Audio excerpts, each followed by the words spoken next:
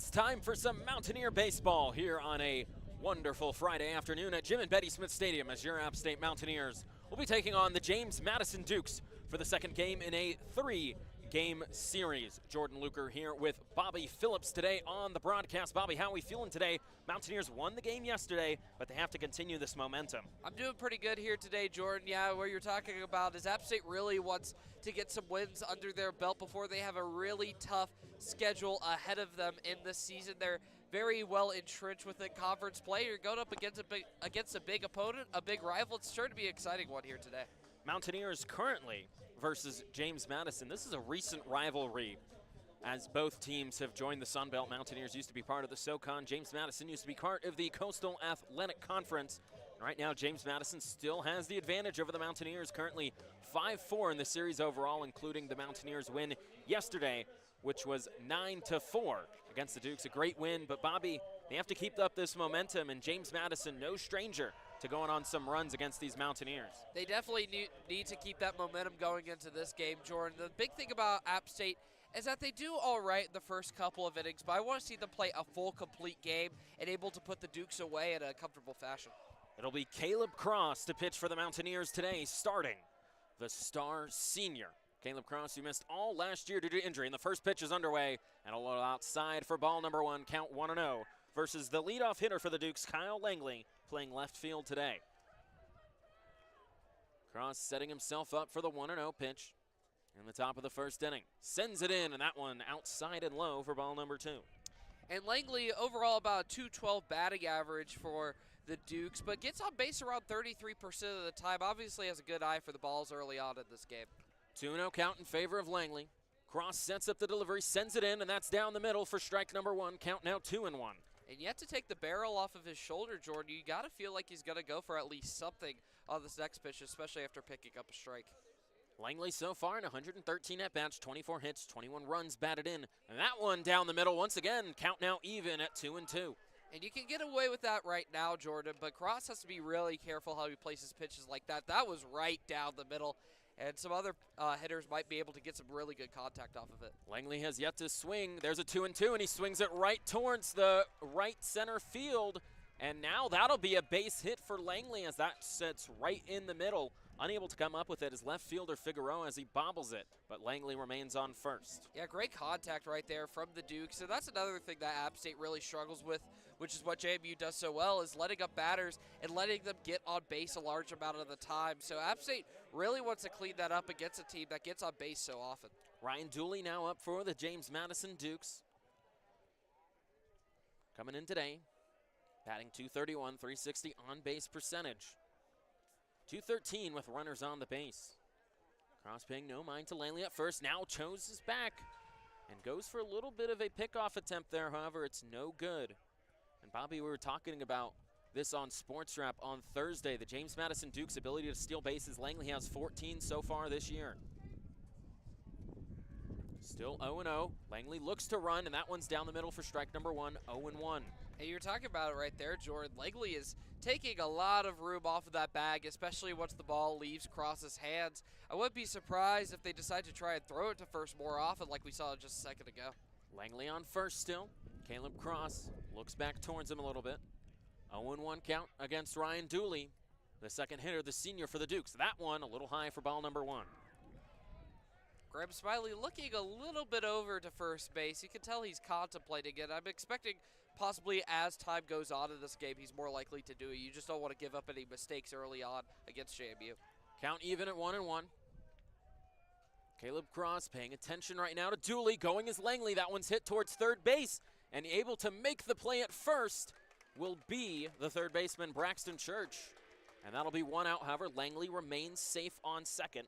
And Bobby, I agree with the play by Church there. Langley was already making his way towards second before Church even had a chance to make that throw. Oh, absolutely. That was the right call right there. You didn't want to give it up and possibly allow a safe runner to first base. So good job taking it out. You know you're going to take. A little bit interesting to see Braxton Church at third base for the Mountaineers, but made the right play overall.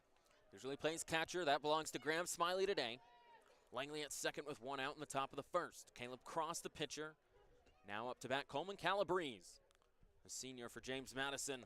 And that one looks like it got away from Caleb Cross, as that'll be high and outside for ball number 1 to Calabrese. And Calabrese with the highest batting average out of the starting lineup for JMU today, batting around 265, so definitely a guy App State has to be on the lookout for. Calabrese right now, 331 on base percentage. Caleb Cross looks back towards Langley. That one, Calabrese thought about swinging at, however, doesn't bite, and it's 2-0 the count with 1 out. At JMU, yes, they've made a little bit of contact, but overall, Jordan, keeping the barrel on their shoulder early on in this game. 2-0 the count now for Caleb Cross. Last pitched in a game against Marshall in Huntington, West Virginia. Looks back towards Langley. Now goes in for the pitch. That one down the middle for strike number 1. Count 2-1. That was a no-doubter right there from Caleb Cross, who's done a pretty solid job here today so far. You would like to see a little less contact, but I think he's placing his pitch as well overall. Calabrese, as Caleb Cross sends in the pitch, that'll be outside for ball number 3. Jordan, the crowd's pretty good here today at Jim and Betty Smith Stadium. I know we were talking about people possibly being out of town, but a lot of people showed up for the Mountaineers. Crowd still filing in here to Jim and Betty Smith Stadium. Some of them on the hill now. 3-1 count for Caleb Cross against Coleman Calabrese. Sends in the pitch, and that one outside for ball number 4, and Calabrese will walk to first. And that's unfortunate right there. What you want to see from Caleb Cross is really putting away the batters early on in this game, because we talk about how good JMU is getting on base, how good they are at that, but if you allow them to keep doing it, they're eventually going to start getting those guys back home, so you want to limit how many guys are getting on first and second. Runners on second and first. Langley still on second. Calabrese now on first from the walk. Caleb Cross facing Reese Moody, the freshman for James Madison. And you look at him, you compare him to someone like Riley Luft, one of the star freshmen for the Mountaineers. Caleb Cross looked back towards second, tried to pick off Langley. However, he was ready for that one and was already on base before Caleb Cross even threw it. Count still all zeros for Reese Moody, the freshman. 1 out in the top of the first. Caleb Cross trying to get another win under his belt for the Mountaineers. Sends in the pitch. That one swung on towards second base. On it is Zamora, and he'll make the play at first towards Correa. Correa throws towards home, and Graham Smiley makes the tag. No, they call him safe. And Kyle Langley will score. And I believe, Jordan, what happened right there is at home, you saw Graham Smiley with the ball, and it popped out of his glove at the last second. That would have been a clean out and an amazing way to get out of the top of the first inning, but ball pops out and a safe run for the Dukes. So Kyle Langley strikes first for the Dukes to make it 1-0 in the top of the first, as Juan Correa made a great throw to home after making the out on Reese Moody. However, 2 outs in the top of the first, and now Calabrese is at second. Caleb Cross looks back there, now faces Wyatt Pfeiffer, the junior. Sends that one in. Pfeiffer goes for the bunt, and Caleb Cross is going to have to make a tough play, but he makes it towards Correa to get out of the inning. Great job right there from Caleb Cross. He didn't even use his glove to pick up the ball, Jordan. He just used his right hand, picked up and threw it towards first, and able to get the final out of the inning. A little bit unfortunate for App State giving up that run a second ago when they could have been out of it, but great job cleaning up themselves up from the situation and getting out of the inning. Well, the Dukes strike first in the top of the first. However, Mountaineer bats coming up next here on 90.5 WASU YouTube.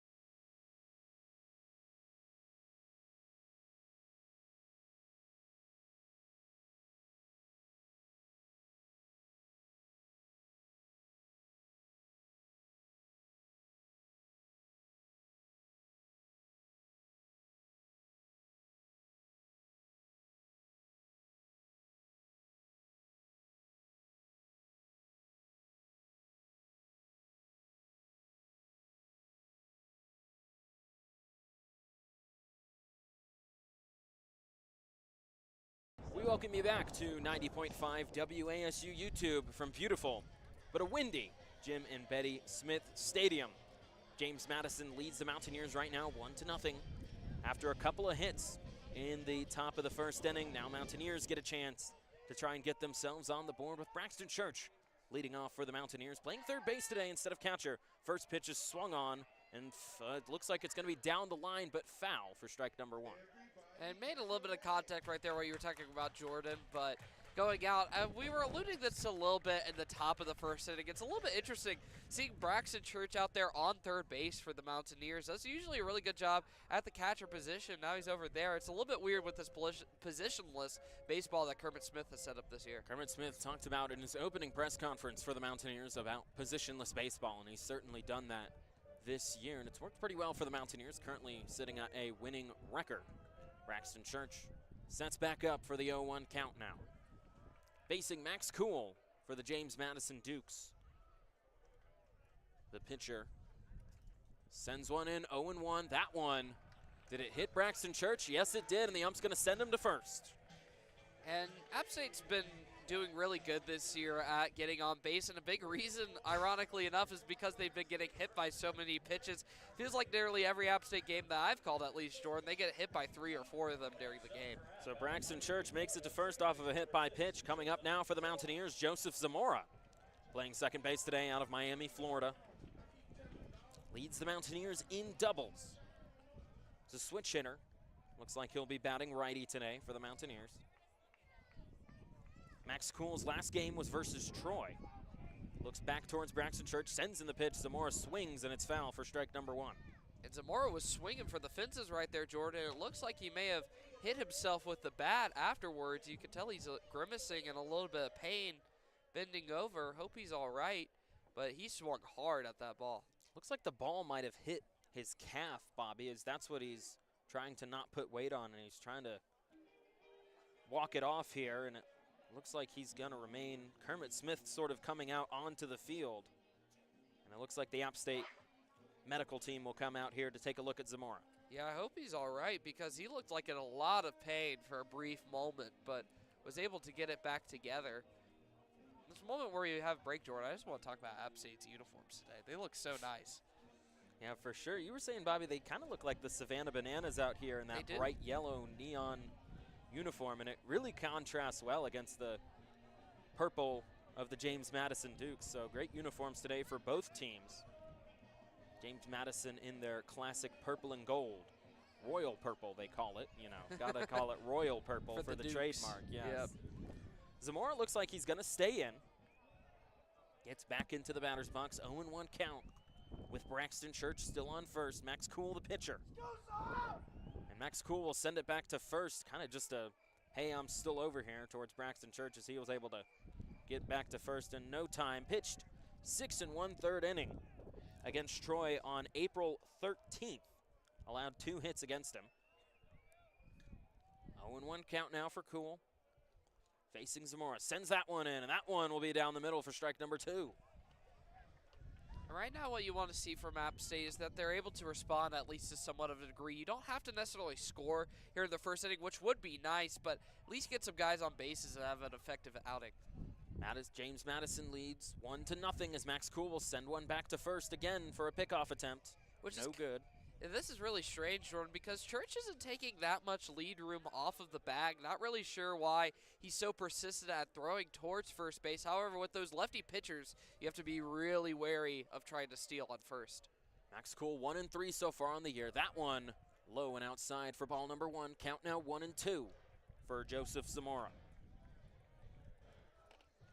Cool so far this year, 4.82 ERA. With runners on base, batters are batting .268 against him. Looks once again towards Braxton Church, sends in the pitch towards Zamora, and that one's inside, and Braxton Church will head towards second base on a steal as it gets away from the catcher, Canizaro. Those are the plays I'm talking about, Jordan, where you want to see App State really able to be effective, really make an impact on the game, and already being able to get to second base, still 0 outs on the board. App State's starting to build something. Braxton Church now in scoring position on second base. Joseph Zamora, count even 2-2 in the bottom of the first. App State still down 1-0 against the Dukes.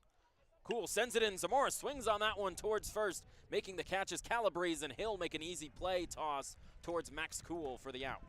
And even though that he is out on first base, a positive for the Mountaineers is that Church was able to advance to third, so getting closer and closer to scoring position and possibly tying up this ball game.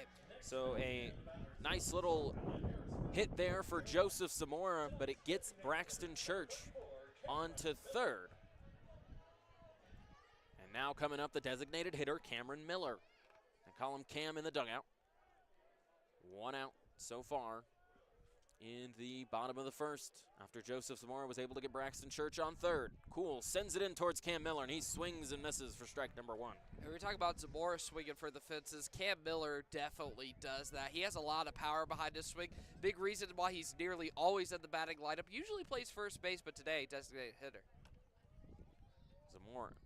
Cameron Miller, as that ball sent in there for strike number 2, a little outside, had the record hit for the Mountaineers against Western Carolina about a week ago.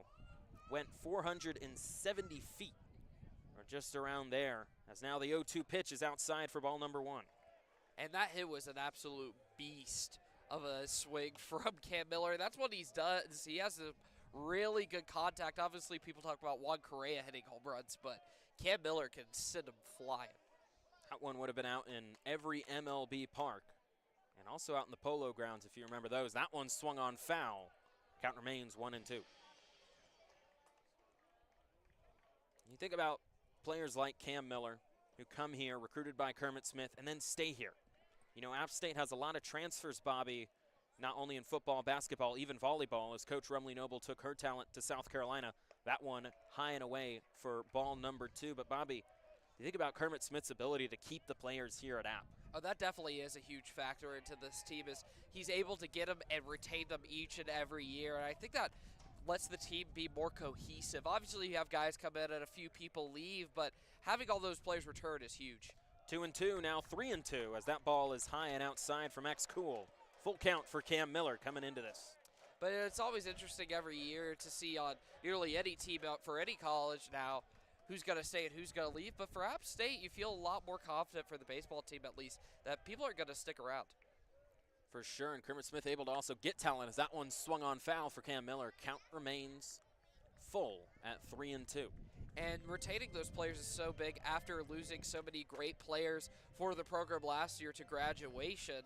You had some really big players who just had to leave.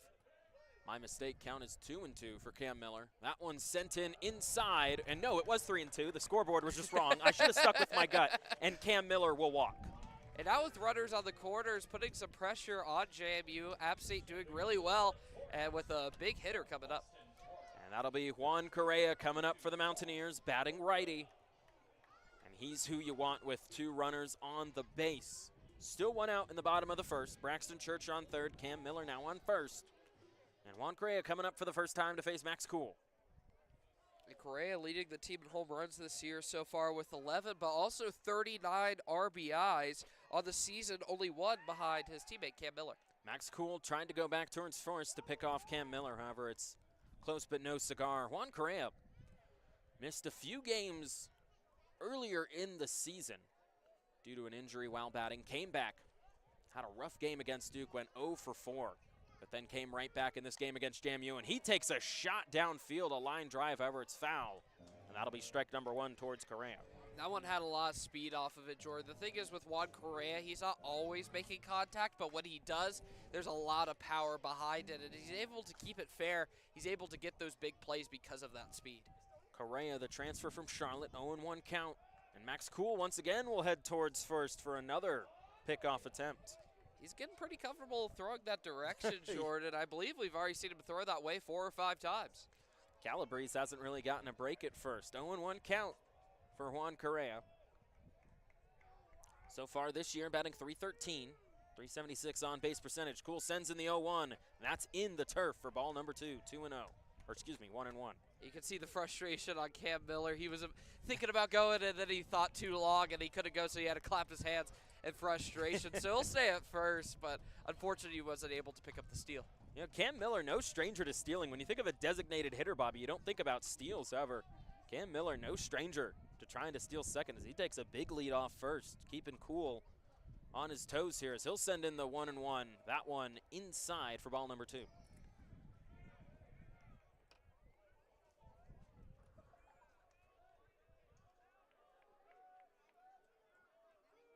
Juan Correa last game in 3 at-bats got 1 hit and walked twice, struck out once. 2-1 count towards Correa. That one once again inside and low for ball number 3, and the catcher there, Bobby Canizaro, looked towards Braxton Church at third. Yeah, he definitely has to cover the third base side a little bit more, especially since Kuhl is a lefty pitcher. His back's actually to third, which is the opposite of what you normally see with the righties. So he's got to keep his eye out, keep third covered. Yeah, I remember when I pitched lefty, it was always interesting at third base, but the first baseman never really stole on you if you pitched lefty, as Juan Correa will swing and miss. Count now full at 3-2. And that's kind of the trade-off that you get. With a lefty pitcher, you do have the advantage of getting more pickoffs at first base, or less people trying to steal, at least off of first base, since you're facing that direction, but third base gets a little bit weaker. Full count for Correa. He swings, and that'll be foul out towards the James Madison dugout. Count remains full with 1 out in the bottom of the first. Runners still on the corners. Braxton Church at third, Cam Miller at first. And Max Kuhl trying to get out of this inning and retain the Dukes lead. 1-0 off of an RBI by Reese earlier. Taking his time, here's the payoff pitch, and that one will be swung on once again by Correa, however foul. Count still full. It looks like Correa was chasing that pitch a little bit, Jordan. Seemed a little bit high. I think it could have let it go by and possibly picked up the walk, but here we still are at home plate.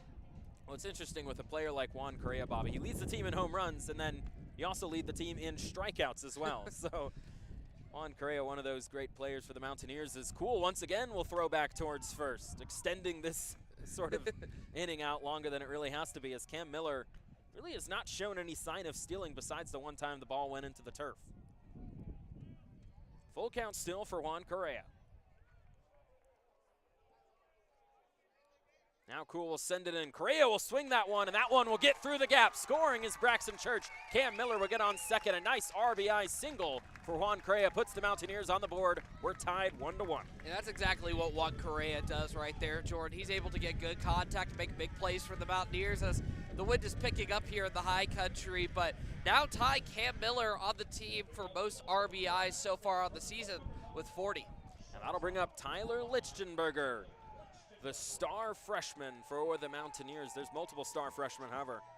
Lichtenberger's really shown himself to be one, leading the Sun Belt in batting average. And Bobby, you talk about Kermit Smith able to retain players, but his ability to recruit players as well has been phenomenal for this team. Oh, for sure. Lichtenberger has been absolutely amazing so far for the Mountaineers, batting over 400 on the season, which is pretty good.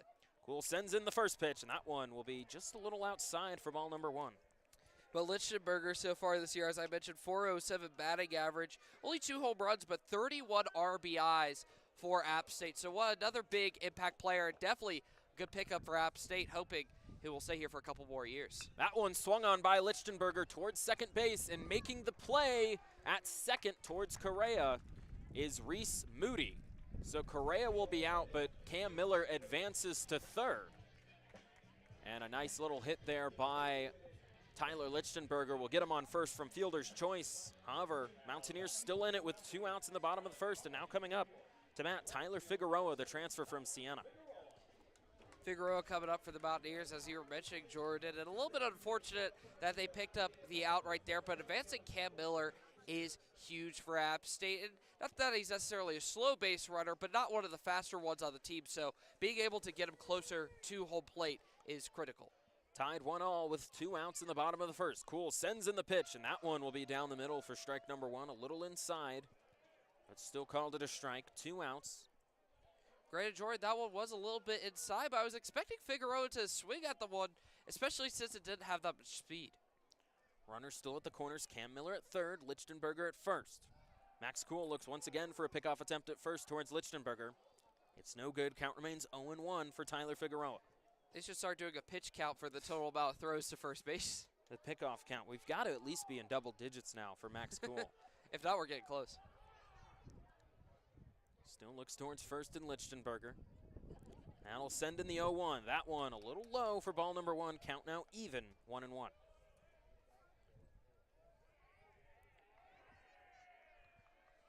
So far this year, Figueroa batting .294, .409 on base percentage. And there were some questions about where he would play, with Joseph Zamora being on second, as that one is high and outside for ball number 2. Count now 2-1. But Kermit Smith has sort of moved Figueroa around the field to keep him in the batting lineup, but also you just have Joseph Zamora at second, and then you can keep Figueroa in the batting lineup as well by putting him in left field.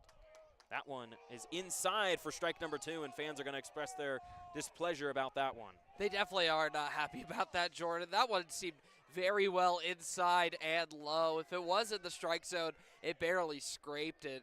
Many Mountaineer fans frustrated with that call. So count 2-2 for Tyler Figueroa. Sends in the payoff pitch. That one swung on. It's a blooper towards right field. Under it is Dooley, and he'll make the catch for the third out. And App State did pretty good this inning about getting on base. Yes, you were able to get one run, always want more, but they did a good job of responding to JMU. They really need to make sure that they keep their momentum up, because one thing that we've talked about with this team, Jordan, is how bad they can be at giving up momentum or not being able to retain it. So getting at least one score on the board helps them keep some momentum, and hopefully will power them through for the rest of the game. App State able to score off of 1 run and 1 hit, but leave 2 on the base in the bottom of the first. When we return, Bobby Phillips will take over on play-by-play, and Jordan Luker will take over on color on 90.5 WASU YouTube.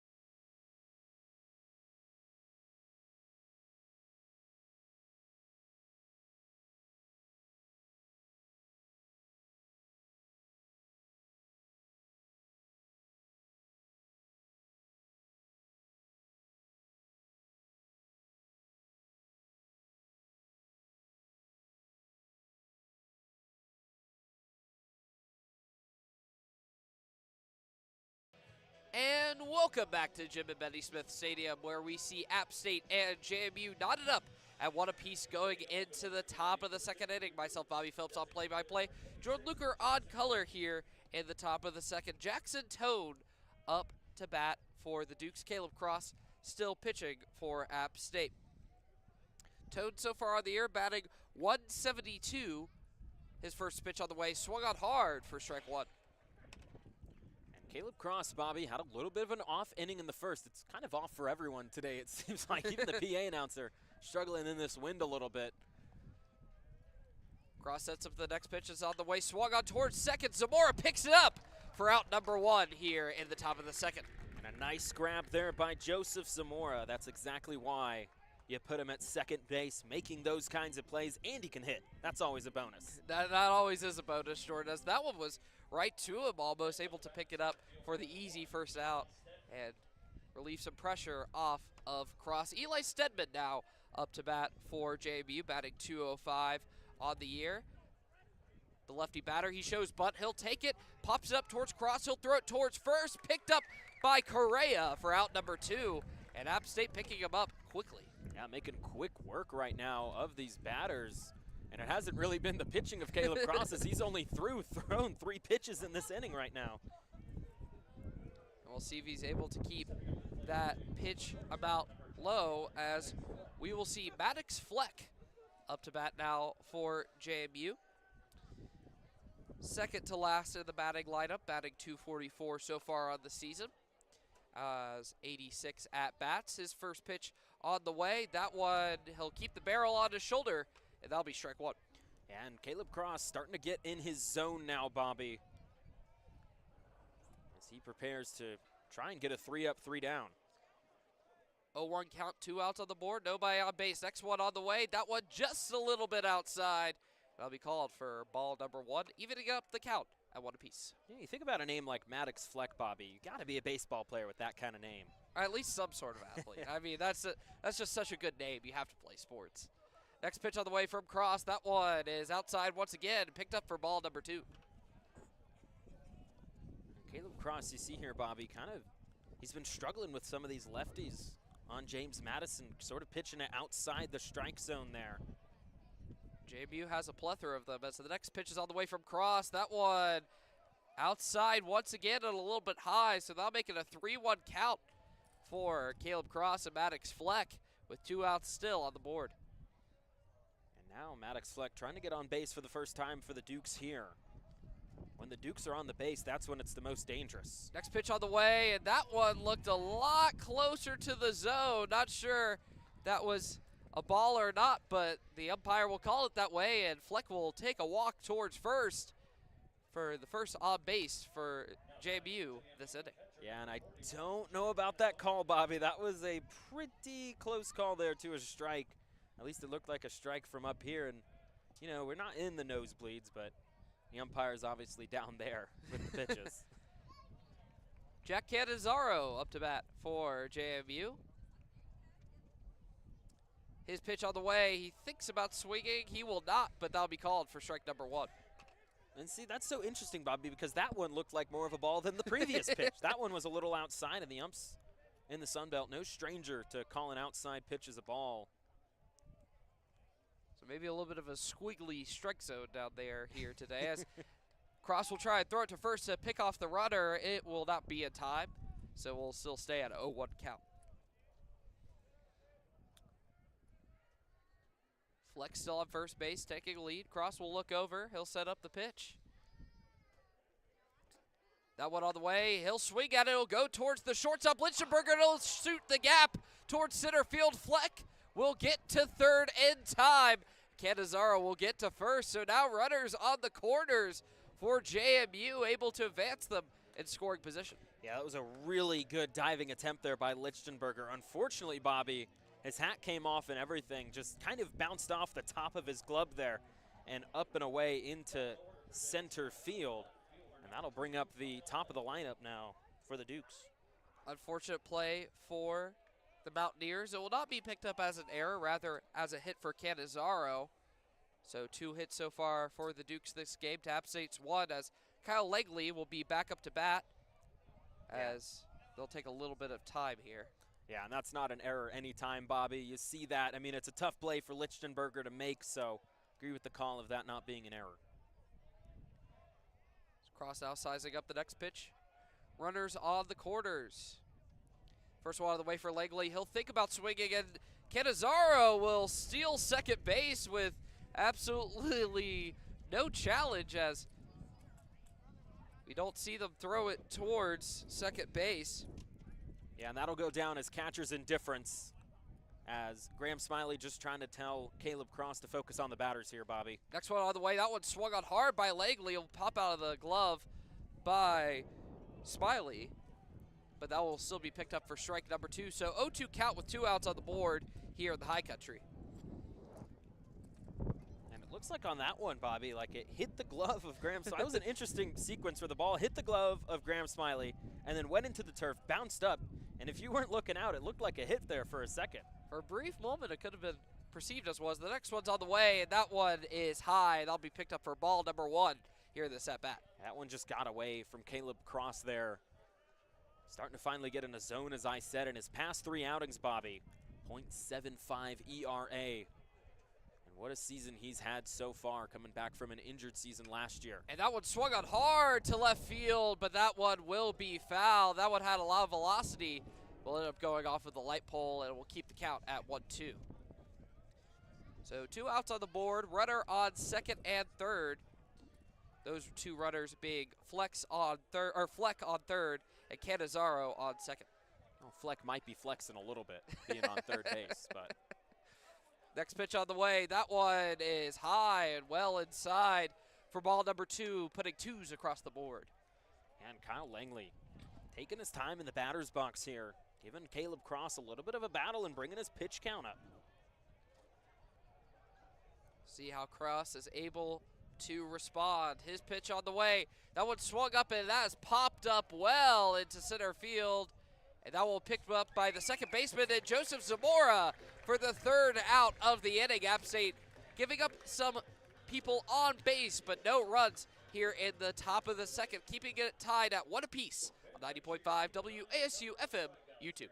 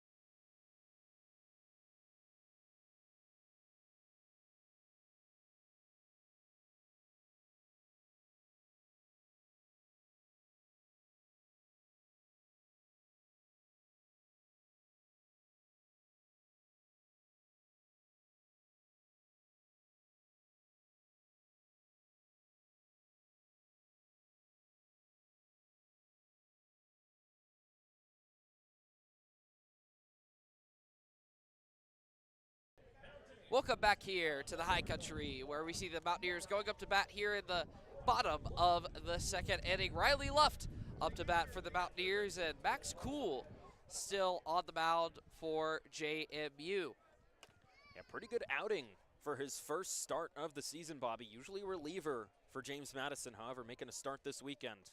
His pitch on the way, that one well low for ball number 1, but Cool so far for the Dukes has an ERA of just under 5 at 4.97. So still try to clean that up a little bit, but by no means terrible. Next pitch on the way towards Luft. That one will be called for strike 1.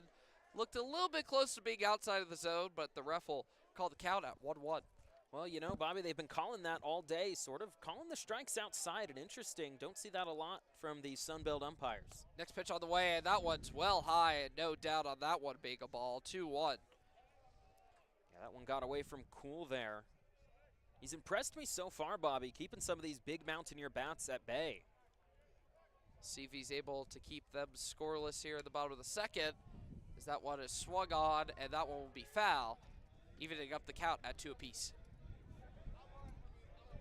Riley Luft so far this year, one of those star freshmen people like to talk about for App State, batting .325, gets on base around 40% of the time, so making some impact in his debut season for the Mountaineers. As he'll swing it, it'll go towards second base, and he will fumble it, throws it towards first, but it'll be picked up for the out. Moody almost loses control of the ball, but will get Luft out at first. Yeah, that was a dangerous play right there. That would have gone down as an error if he wasn't able to make the play, Bobby, for sure. That was a routine play. He lost control of the ball and then was still able to make the play at first, however, and get Riley Luft out for the first out of the bottom of the second inning. So fortunate for JMU right there, as Graham Smiley will be up to bat for App State for his first appearance today. So far batting .242 on the season. First pitch on the way, swung on hard for strike number 1. 1 out on the board, 0 runners on base. Smiley steps back up in the batter's box. His pitch on the way, swung on hard once again, back-to-back pitches, back-to-back swings, making an 0-2 count early on for Graham Smiley. You see this a lot with Mountaineer batters, Bobby, where they'll take 2 big swings to start off, and and then sort of get settled into the count here, but it puts them behind early. Next one, and he'll swing on it hard once again. That'll be 3 pitches and 3 strikes for Graham Smiley, putting him away for the second out at the bottom of the second. And you got to give credit there to Max Cool. Throwing a bit of a changeup there on Graham Smiley that time after throwing him 2 fastballs. And that's what got him to swing and get the out. So after Smiley, Charlie Evans now up to bat for the Mountaineers. The center fielder batting 189 so far on the season, but slowly improving after a slow start. His first pitch on the way, swung on hard towards center field. That one's flying, but that one will be caught by the center fielder Stedman. So that will be a quick 3 outs for the Mountaineers as they'll go scoreless in the bottom of the second. So score is still tied at 1 apiece. So we're going to take a quick break. When we come back, we will have the top of the third right here on 90.5 WASU YouTube.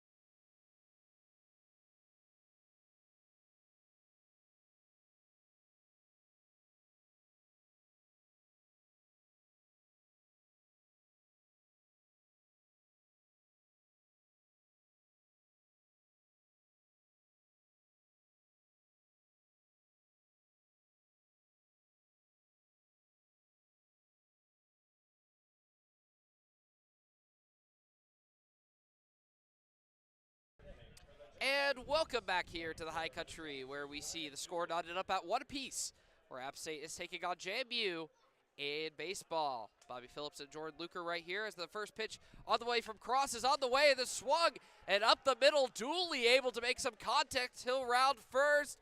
Decides not to go to second, so quick hit for JMU. Yeah, great hit there by Dooley to put James Madison up early. Seems like Caleb Cross, Bobby, he'll be getting a lot of batters struck out, but also at the same time, a lot of batters have been able to get some big hits off of him today. JMU doing what they do best by getting on base as Coleman Calabrese up to bat for JMU. Cross taking his time on the pitch, will finally let it go, and that one swung on hard, and that will be strike 1.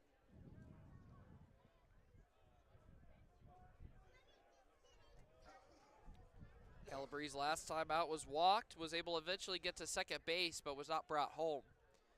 See if he's able to change that story. That one's on the way, and it will be going for a bunt, but will go foul. He'll pick up strike 2. Still runner on first. And Caleb Cross has to be careful of these top of the JMU lineup. You obviously have Kyle Langley, who had 11 stolen bases, and then Dooley has 8. That's why James Madison, Bobby, ranks in the top 60 in stolen bases in NCAA baseball. Mountaineers need to be careful of that. Cross taking more and more time on the mound as time goes on. 0-2 count, 1 runner on first. That one on the way.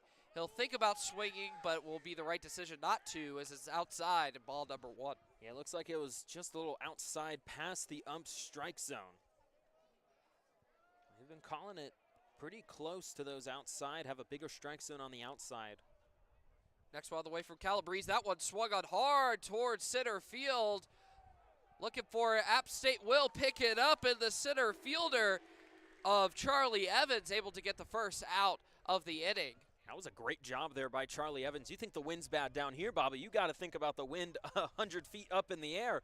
But Charlie Evans want to give some compliments to him. You lose John Kramer, obviously, to injury after he ran into the wall, but Charlie Evans has done a really good job positionally in center field for the Mountaineers so far. As you said, Bob, he's still trying to improve upon his hitting, but he's done great in center field to replace John Kramer from a defensive standpoint.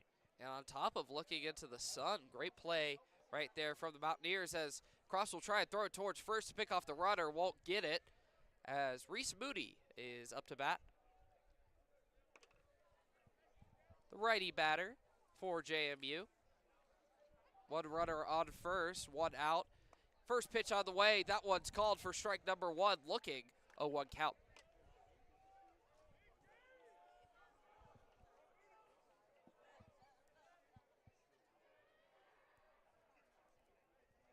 Moody now up to bat in the batter's box once again. Cross taking his time, letting the pitch clock go down. He'll swing at it, throw it towards first base, trying to pick off the runner.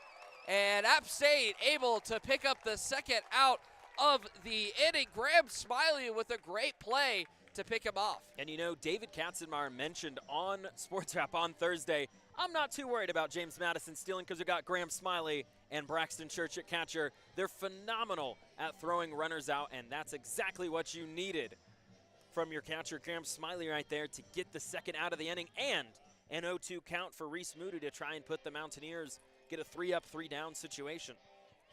So App State trying to get out of the inning, as Jordan was talking about. Kermit Smith decided to say something to the umpire, unsure what it might be. So we'll resume right here at the 0-2 count, 2 outs on the board. App State trying to get JMU out quickly in the top. Pitch on the way for Moody. That one swung on hard, and that will be a miss for strike number 3 and out number 3 for App State. So they'll keep the score tied up at 1 apiece. No runners left on base as we'll go into the bottom of the 3rd inning right here on 90.5 WASU YouTube.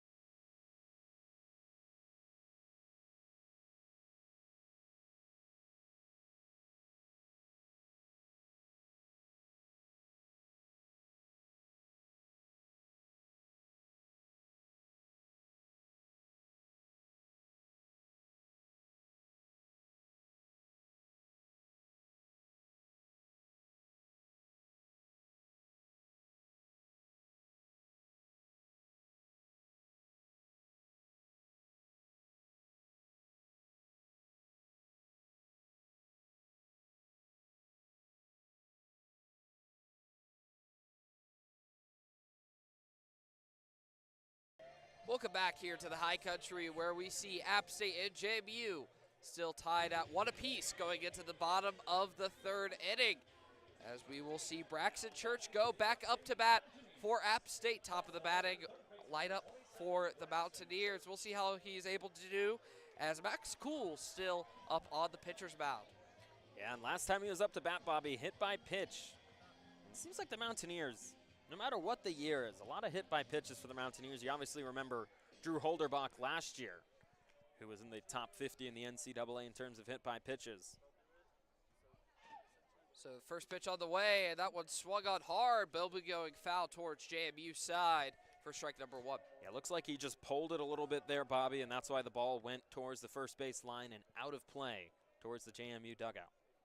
Braxton Church, last time he was out for the Mountaineers, was able to get home is the 1 run on the board for the Mountaineers, as the next one who will not swing at be the right decision, making the count 1-1.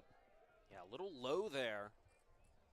And once again, the tight strike zone of the umpires, at least high and low, coming into play. Maybe not as much outside today. So next pitch on the way for Church. That one is high right there, getting closer to the strike zone, but not close enough, making a 2-1 count in the bottom of the third. And this was Braxton Church does. He sort of sits a little back in the batter's box with his batting formation. As he'll swing on that one hard, but that will have no contact, making it a 2-2 count. Yeah, and that one really inside, Bobby. That would have been a ball. Able to curve back inside and get Braxton Church swinging. Evens up the count. So puts a little bit more pressure on the batter as Cool's pitch is on the way. Swung on, and that's popped up foul. Almost goes right towards me and Jordan, but goes so over close. our heads. And that one will keep the count at 2 apiece. I thought we were about to get a souvenir, Jordan. We'll get one of these days. I'll have to bring my glove. Yeah. Although I'd probably be more focused on the $1,000 equipment not being destroyed. So. Well, with the glove, you could save it. Oh, there you go. Exactly. So 2-2 count. Pitch on the way, and that one will hit Church hard in the shoulder, as he'll get a free walk to first base once again. So hit by pitch, both at bats for Braxton Church. So mosey on over to first base. It's insane for me to think about. And, you know, I'm saying this as a lefty. When I was playing baseball, Bobby, the amount of times I got hit by a pitch was about as much as Braxton Church, where it didn't seem like no matter where I stood in the batter's box, no matter what I did, I would get hit by a pitch at least once a game when I was playing Little League baseball. You sure they just didn't have it out for you, Jordan? I don't think so. I was one of the nicer players on the team. So, nevertheless, we'll see Braxton Church on first base as Joseph Zamora step into the batter's box. As we'll see Cool throw it towards first once again, his favorite place to throw the ball apparently, and Church will be safe. Hey, I would love to see a pickoff attempt to pitch ratio one of these days for one of these pitchers. It's got to be pretty high for Cool, who's thrown it there almost a dozen times, you have to feel like. He's done it to every batter that's gone on first. Next pitch on the way. That one swung on by Zamora. It'll just go foul down the right side. So 0-1 count.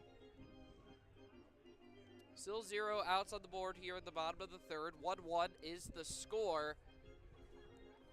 Joseph Zamora's in the batter's box with Braxton Church on first.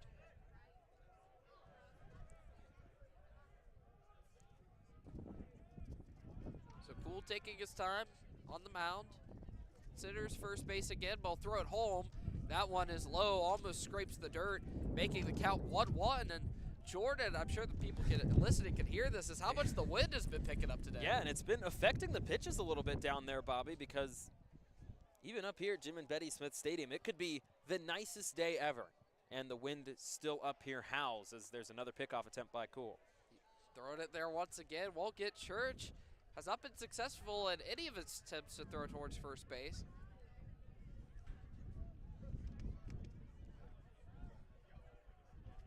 That's Cool. Will reconsider first base once again, but will throw it home, and Zamora swings out hard, picked up by the third baseman, thrown towards second, picked up for the out.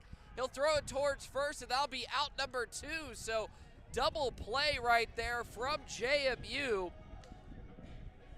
Great plays by, well, first Reese and Calabrese to be able to pick up the ball and get the 2 outs early on. So now they'll clear the bases of runners as Cam Miller will step back into the batter's box. And that was a nice 5-4-3 play there by Pfeiffer, the third baseman for the Dukes, to get a nice double play and put everyone off the base. So 2 outs on the board, nobody on base now for App State. Cam Miller back in the box as he'll think about swinging, decides not to. 1-0 count, and Jordan, the wind picking up once again. Yeah, this is, you know, usually we'd get a little bit of a break in between the wind, but it's been consistent throughout. Gusts being said to be anywhere between 25 and 30 miles per hour as the next pitch is high and away for ball number 2. Yeah, we had to use Gorilla Tape today to tape down our papers. we couldn't stick with the Scotch tape today. Gotta bring out the heavy duty stuff.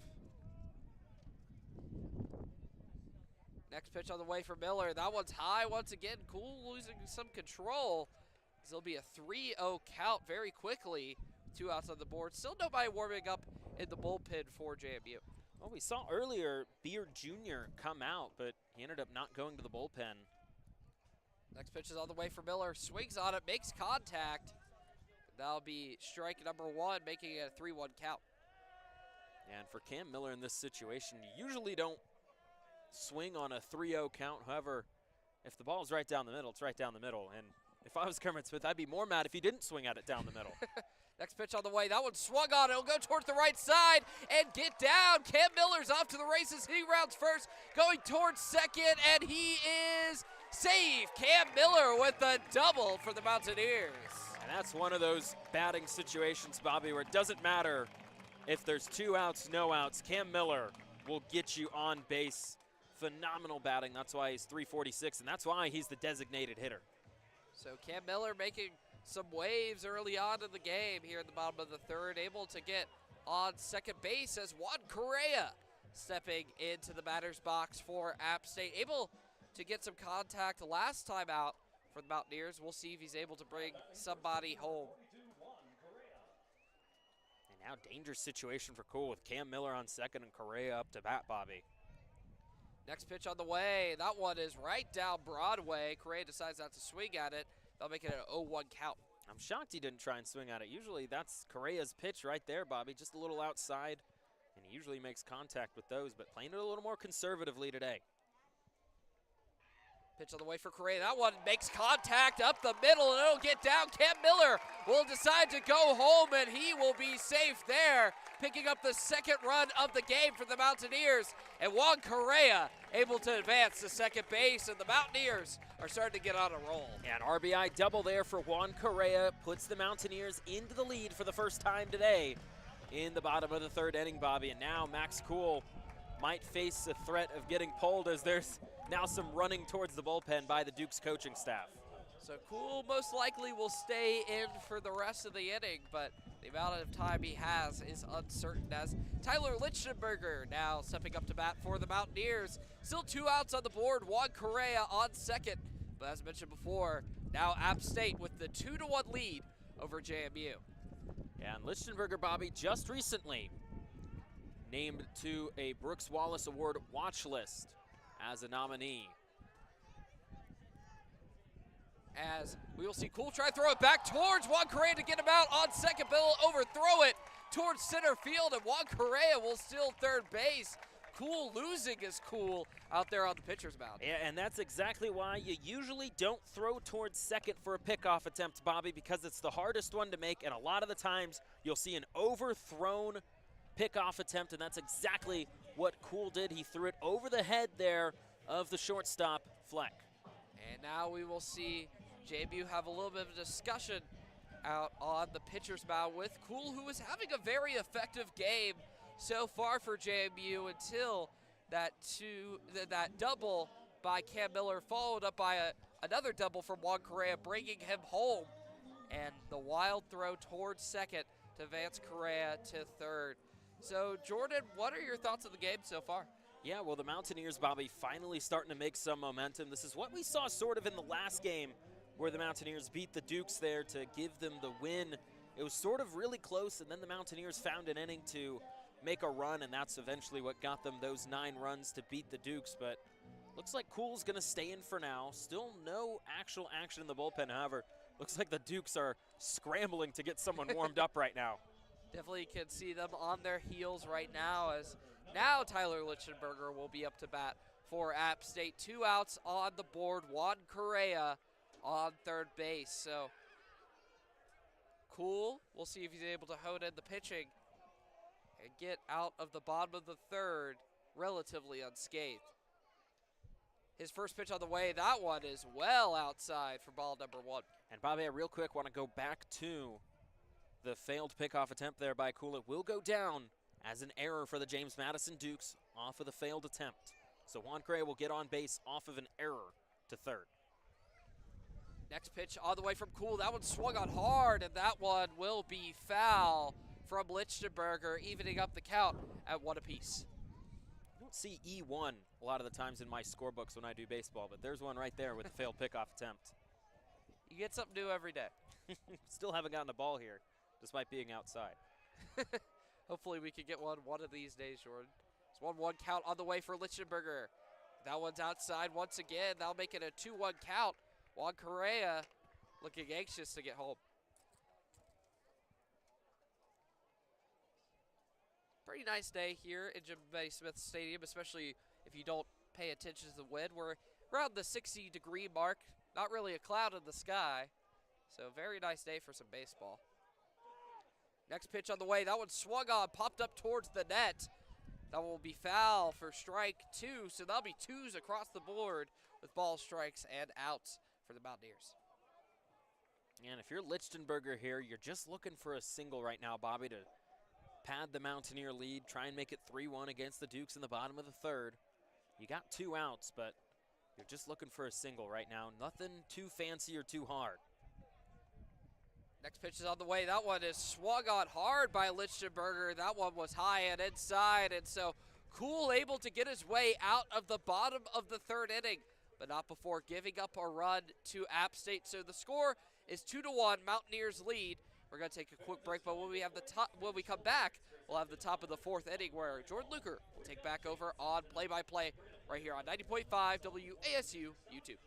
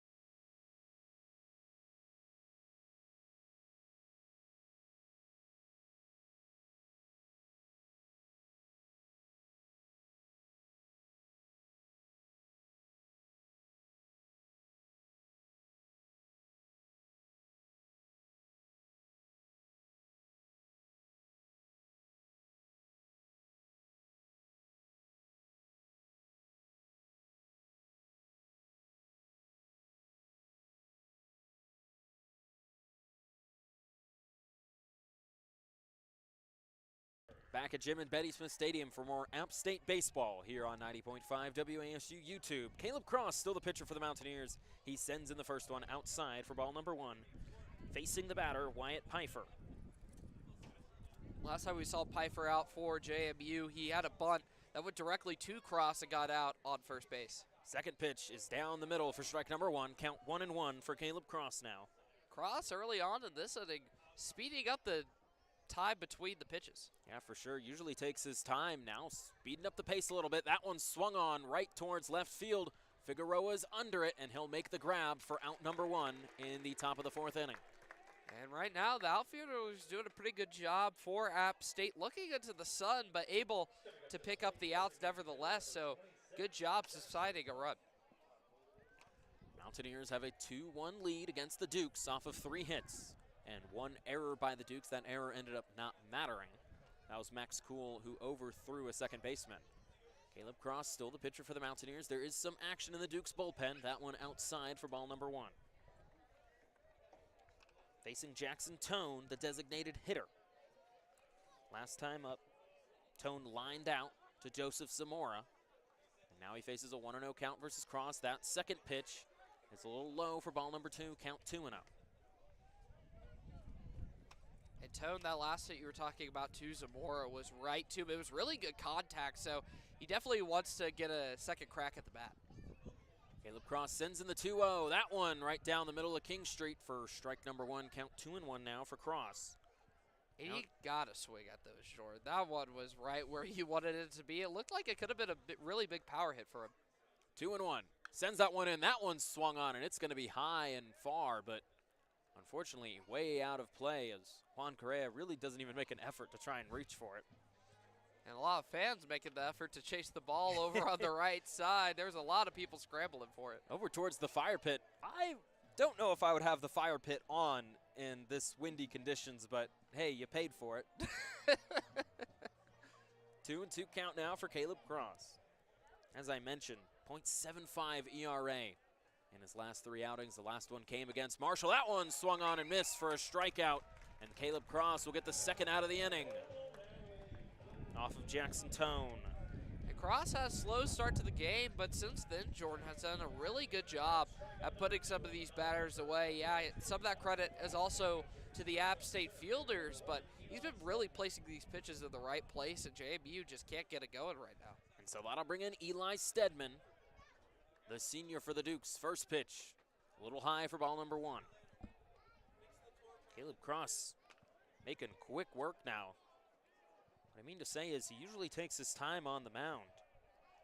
Eli Stedman, last at bat, grounded out to first. That one's hit towards Joseph Zamora. A little bouncer, however, Zamora makes the quick throw to Juan Correa for out number 3, and a quick 3 up, 3 down for Caleb Cross. Gets the Mountaineers out of the inning. And App State over the past couple of innings have done a really good job of getting JMU out of there really quick and then putting their batters up for longer amounts of time, not letting JMU rest on the fielding side of the ball, so that could be big as time goes on. So no hits for the Dukes, leads no runs and no runners left on base as Caleb Cross gets the Mountaineers out of the top of the first. We're going to take a quick break, but when we return, Mountaineer bats return in the bottom of the 4th inning here on 90.5 WASU YouTube.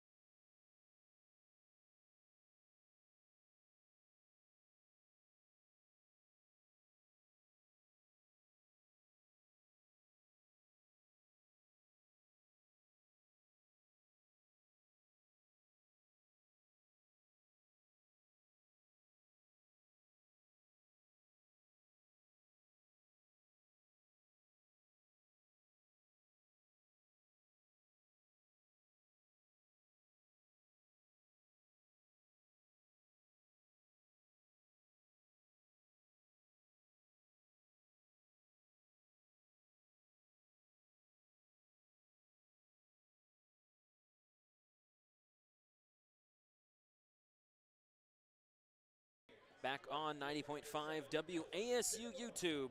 Mountaineers lead the James Madison Dukes 2-1 in the bottom of the 4th. Coming up to bat for the Mountaineers, Tyler Figueroa, who in his last at bat struck out swinging and now comes back trying to get some revenge against Max Kuhl, who's still in for the James Madison Dukes. Todd Mazzocchi warming up in the bullpen now for the Dukes. And Bobby, you were talking about it. It's interesting to see the Dukes didn't start warming someone up until last inning. It was really strange, especially even though Kuhl was having a good game. That one swung on hard by Tyler Figueroa back towards left field. It's gone, and Tyler Figueroa will hit a home run for the Mountaineers to make it 3-1 in the bottom of the 4th. And Figueroa getting figgy with it for the Mountaineers, and just an absolute cannon to the left field is huge right now as App State continues to build some momentum. App State leads 3-1 against the James Madison Dukes off of a Figueroa home run, his 7th of the year for the Mountaineers. And now Max Kuhl especially is definitely going to be out of this bullpen when his reliever comes in Mazzocchi. But a quick work by Tyler Figueroa gives the Mountaineers some padding now in the bottom of the 4th. And now coming up, Riley Luft, the freshman, trying to continue the momentum. That was just an absolute huge play for App State. As we saw it yesterday in the 5th inning, they were able to really explode and tack on a lot of runs. That one is swung on slow by Riley Luft. You could tell he really didn't like it. Ended up swinging anyway. Count 0-1 for Luft. And we were talking about the bullpen just a second ago, Jordan, before that home run from Figueroa. Usually you see them warming up a pitcher even in the first inning despite other pitchers having good games. That one down the middle for strike number 2. Count now 0-2 for Riley Luft. But I think some of that unpreparedness can really come back to bite JMU when you are trying to face a conference opponent. You want to be prepared in case these situations happen. 0-2 count. That one low and outside for ball number 1. 1-2 now for Riley Luft, the freshman. Luft from Boca Raton, Florida. A lot of recruits from Florida, Bobby, as we continue to talk about their recruiting of Kermit Smith throughout. Gotten a lot of out-of-state talent as that one is inside for ball number 2. That one looked a little bit closer to the zone, Jordan, but right now Kuhl has to really find his footing. You've already given up a run at the bottom of the 4th. Still 0 outs on the board. You have to be really careful if you are JMU. 2-2. That one swung on and missed for strike number 3, and Max Kuhl will get a little bit of revenge after the home run by Tyler Figueroa. Still 3-1 Mountaineer lead, and Graham Smiley will come up for the Mountaineers now. And right there, Luft just reaching for it. There were 2 pitches right there where he was reaching for the ball with his bat and wasn't able to make that contact. A little bit unfortunate, but App State's still very happy how this inning is going so far. We'll see if they're able to continue to build off of it. Graham Smiley struck out swinging in the 2nd inning. Comes up to bat again, the righty. 1 out in the bottom of the 4th. That one outside. Graham Smiley thought about it, didn't bite. 1-0 count.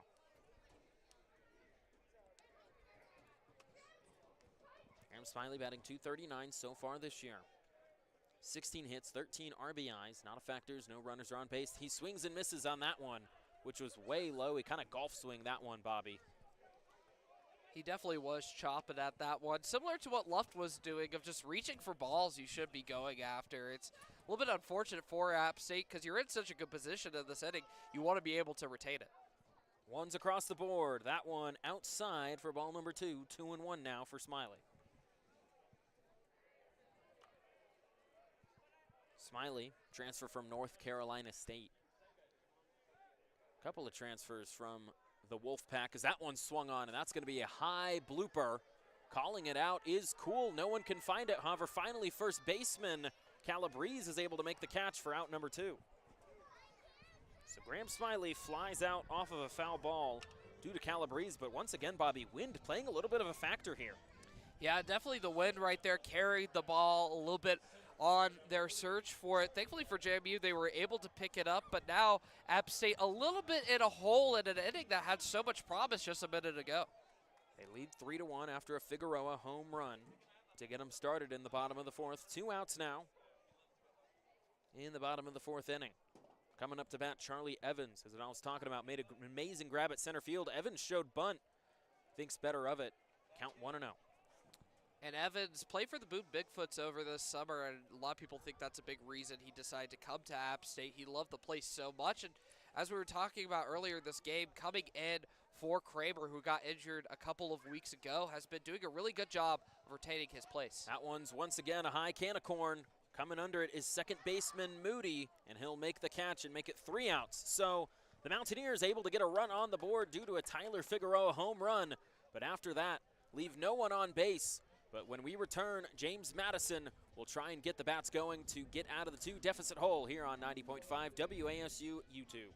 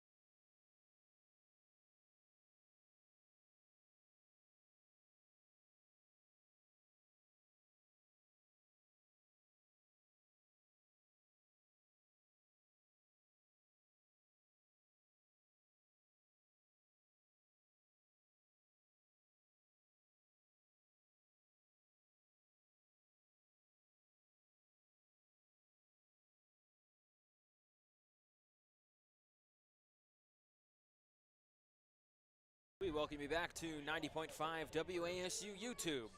App State Mountaineers currently leading the Dukes 3-1 in the second game of this series. They won the game yesterday against the Dukes 9-4.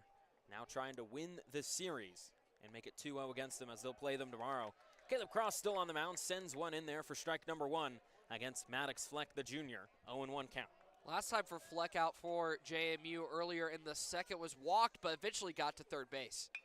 And that one swung on hard towards second base. Joseph Zamora able to make the easy toss towards Juan Correa for out number one in the top of the fifth. And that's a routine play right there from Zamora, but still critical one to make indeed. So great job from the infield, who's been picking up a lot of outs and cleaning it up for Caleb Cross in this game. Nice 4-3 play for Zamora. That's the third time he's had to make a play towards first. Also had that line drive. So Joseph Zamora getting a lot of plays today in the field, making excellent work of these James Madison batters. Jack Cannizzaro coming back up for the Dukes. That one's down the middle for strike number one. Earlier in the game, got to first, but then was caught stealing. Or excuse me, got to second off of catcher's indifference. 0-1 count now. That one, once again, down the middle of Howard Street for strike number two. Count now 0-2 with one out in the top of the fifth.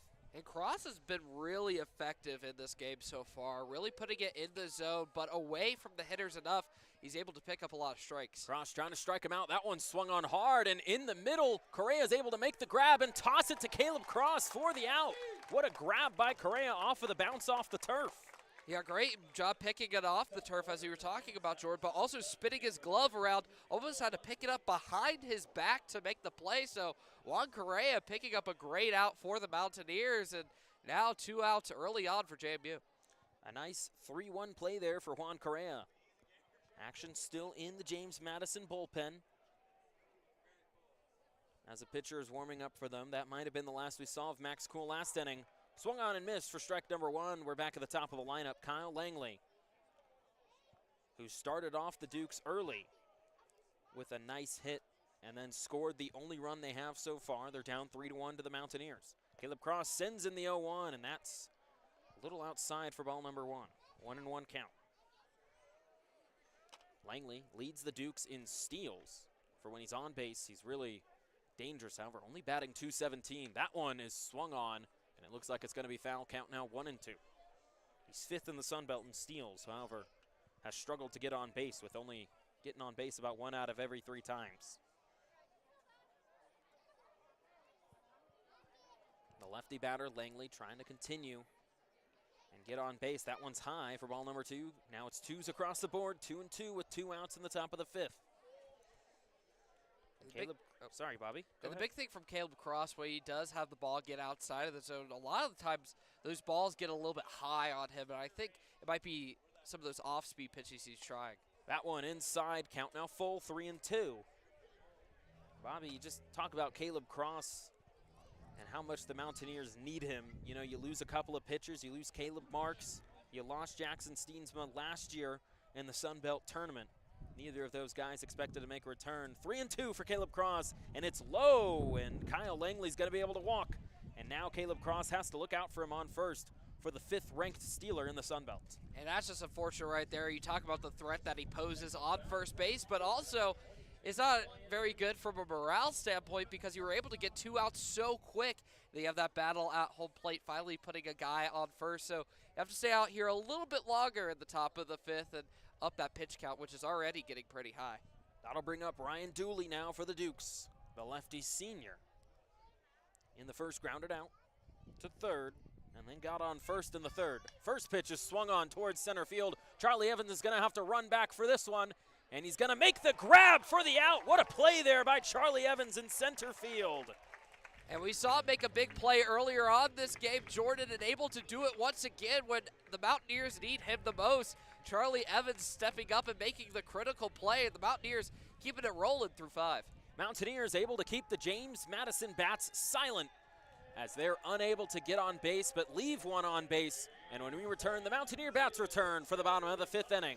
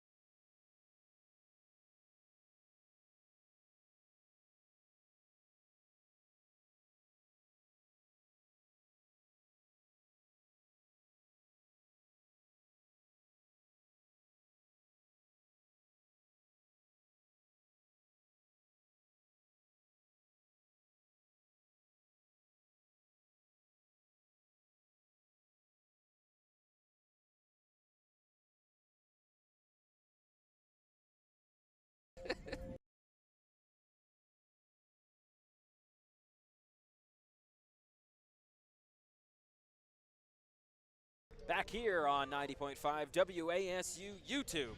New pitcher for James Madison, Todd Mazzocchi, the senior, coming in for Max Cool, who had a great first 3 innings, Bobby, but then sort of fell off in those last 2. And now James Madison in a 3-1 hole, and Mountaineers trying to increase on that with Braxton Church in the top of the lineup.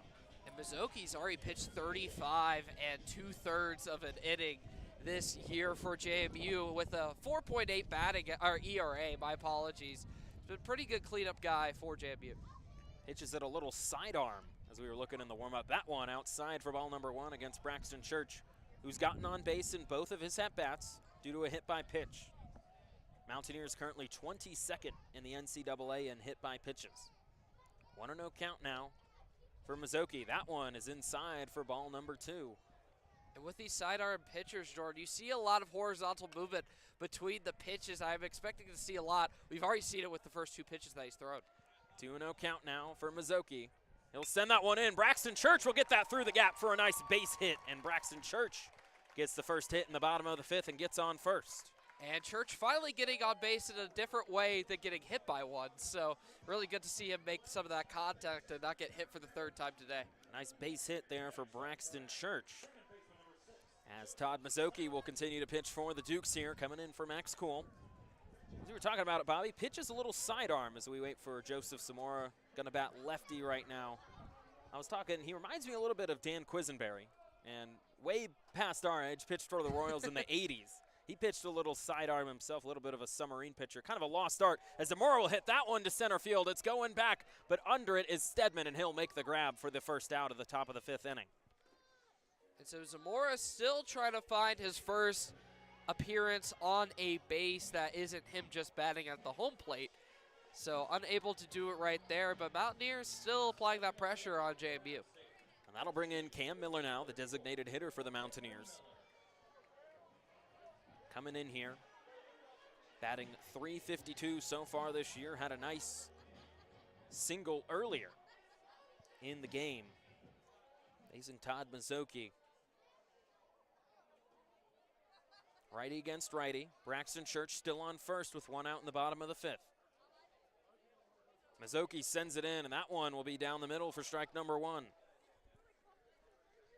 Cam Miller was able to make that electric play last time at bat, getting that double and eventually coming home off of that Juan Correa hit. He's made some impact for App State today. We'll see he's able to advance any runners right here. 0-1 for Cam Miller. Mountaineers lead 3-1, and he swings and misses for strike number 2. And that's the thing about Cam Miller. When he swings, he's swinging for the fences, and that leads to hits like the 470-foot home run we were talking about earlier, Jordan, but also leads to some of those big slices like that one right there. Cam Miller, one of the talents acquired from Kermit Smith. You won't want to miss it. The A-Game recently did an interview with him, and you want to keep an eye out on social media for that one. 0-2 for Cam Miller, going as Church. And the throw is made by the catcher, but dropping it is the second baseman, Moody. And a nice stolen base there by Braxton Church, but he loses it, and he's going to get tagged out for the second out as he got just a little too confident there, walking off the bag. And you can see the frustration on his face. He had the steal right there in his hands, already got away with it from them dropping the ball, but before they decide to throw it back to the pitcher, Mazzocchi, he gets off of the plate, and they're able to pick up the tag and the out, and that's just unfortunate. I'm sure Kermit Smith's going to have some choice words with him after that one. I don't know what I put in my scorebook for that, because it technically got safe to second and then got tagged out at third, but it wasn't a pickoff attempt by the pitcher. 1-2 for Cam Miller. That one outside for ball number 2. Yeah, I'm not sure exactly how you count that one, Jordan. That was really a unique play right there. We'll see what it's scored on the live stats here, and right now it just says Church stole second.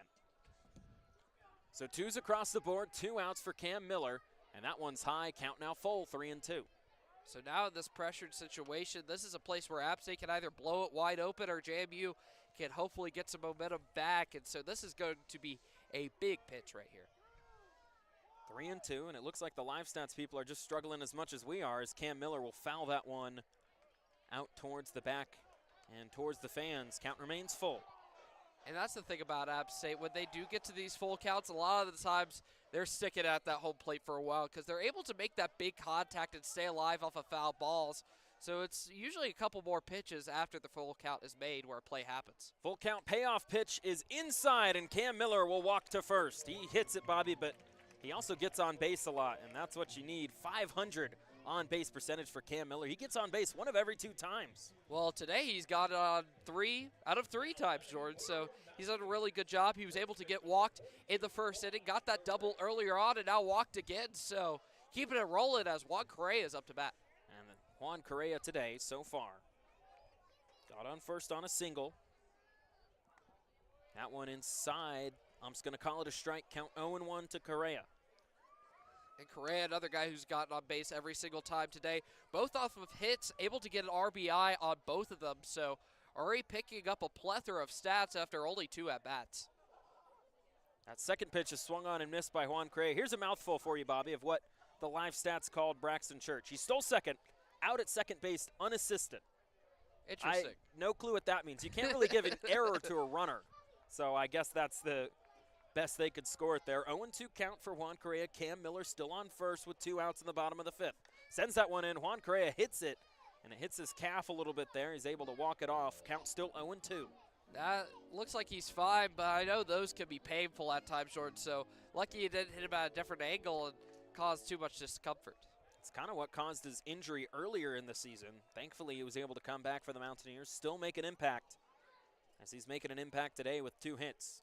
And that one's sent in high and inside for ball number 1, 1-2. Juan Correa had to back up a little bit on that one, Bobby. Yeah, that ball almost gave him a shave right there. Jordan was so close to him. Had to duck out of the way. Thankfully, he's all right. 1-2 count now for Juan Correa.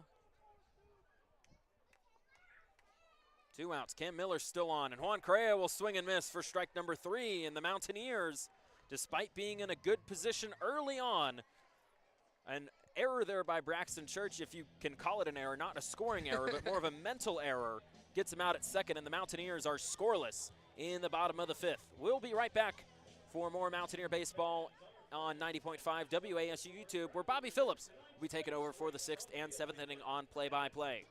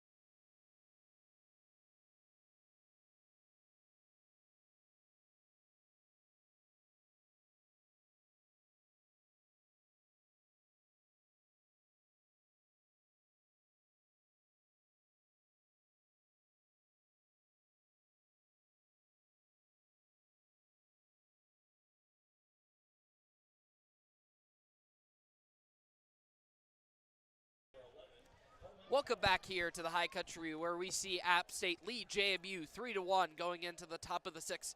Coleman Calabrese is up to bat for the Dukes as he'll hit it towards the left side, and that'll get down for the first hit right here of the inning. He'll advance to first base. Caleb Cross still the pitcher for the Mountaineers, so he'll give it up to first. Yeah, and first pitch, first hit there, Bobby, for Caleb Cross, who still remains on the mound for the Mountaineers, and why wouldn't you keep him on the way he's been pitching so far? No action in the bullpen for the Mountaineers yet we see.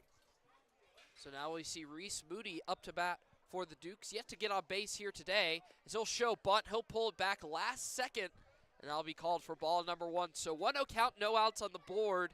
1 runner on first for JMU. You think about Caleb Cross trying to get his 6th win, Bobby. Has already pitched over 60 innings for the Mountaineers this year. And that next pitch on the way, that one will be going for a bunt from Moody. It'll go down the right side, but it will go foul for strike number 1, making a 1-1 count.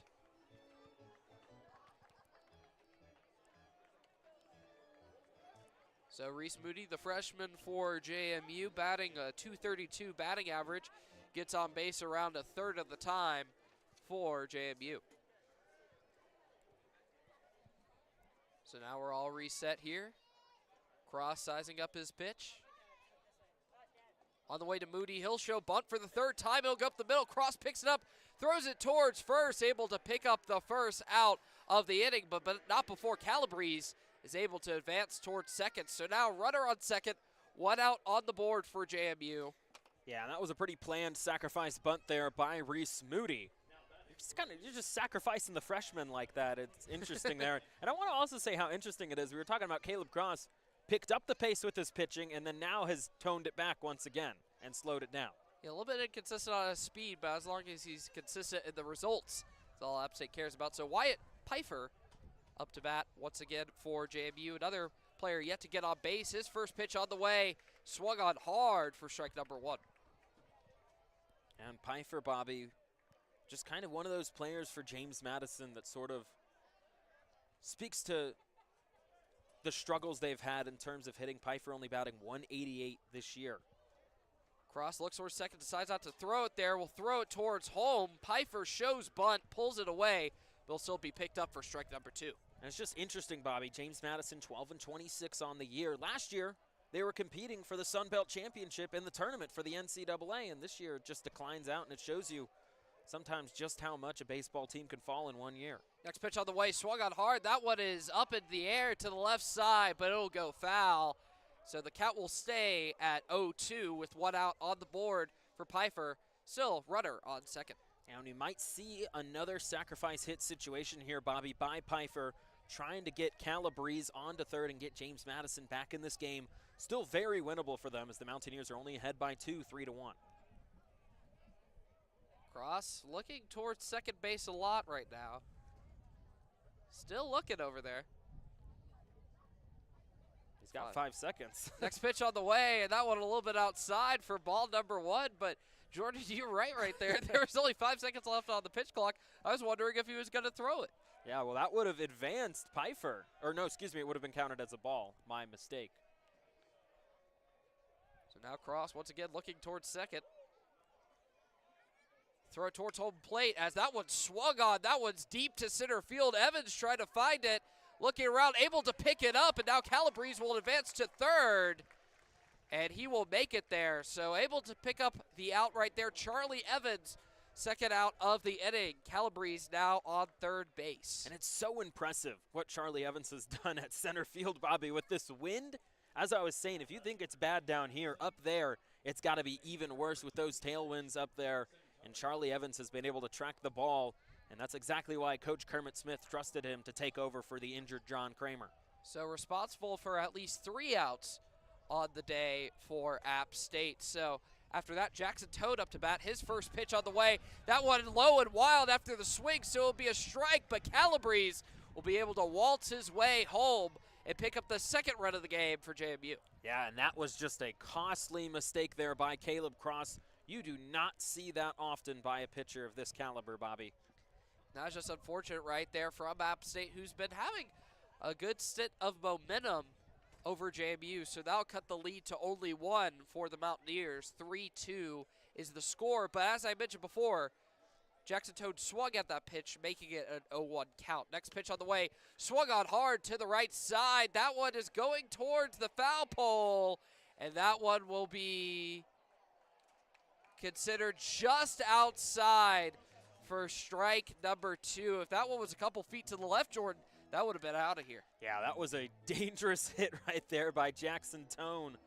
Looking for his second home run of the year, however, Bobby, as they say, just a little outside in the major league, and it'll be 0-2 count now for Toad. So Cross able to live another day right there and not giving up the run. So that'll be an 0-2 count, 2 outs on the board. Unable to see from here if there's anybody warming up in the bullpen, but as the PA just announced, the previous play is under review for a home runner now. And that'll be an interesting call right there, Bobby, and that'll be a very major call, as that home run ties the game or gives the Mountaineers the lead still heading into the 6th inning. And when it's this late in the game, Bobby, those calls can make the difference. Oh, they definitely can, Jordan. As from this angle, at least, from where we're standing, it looked like it was outside and not fair. But obviously the cameras will tell the exact story of what happened, as it's an 0-2 to count. But Jordan, what are your thoughts right here at the top of the 6th inning? I've really liked what I've seen from Caleb Cross so far, Bobby. Getting a little bit weaker on the pitches as we've seen this inning. Got really saved from that home run, but we'll see here with this official review. I wouldn't be surprised to see if we see him for one more inning and then the Mountaineers bring in one of their relievers. But you had, speaking of relievers, Bradley Wilson, what a great game for him yesterday for the Mountaineers, as looks like we'll get a call by the umpires here. And they're gonna call it a foul ball. And that's what we expected the call to be. So that'll be an 0-2 count still on the board, still 3-2. App State leads 2 outs on the board. Jackson Tone will step back up into the batter's box. No runners on the bases for JMU, since Calabrese was able to come in for that score only a moment ago.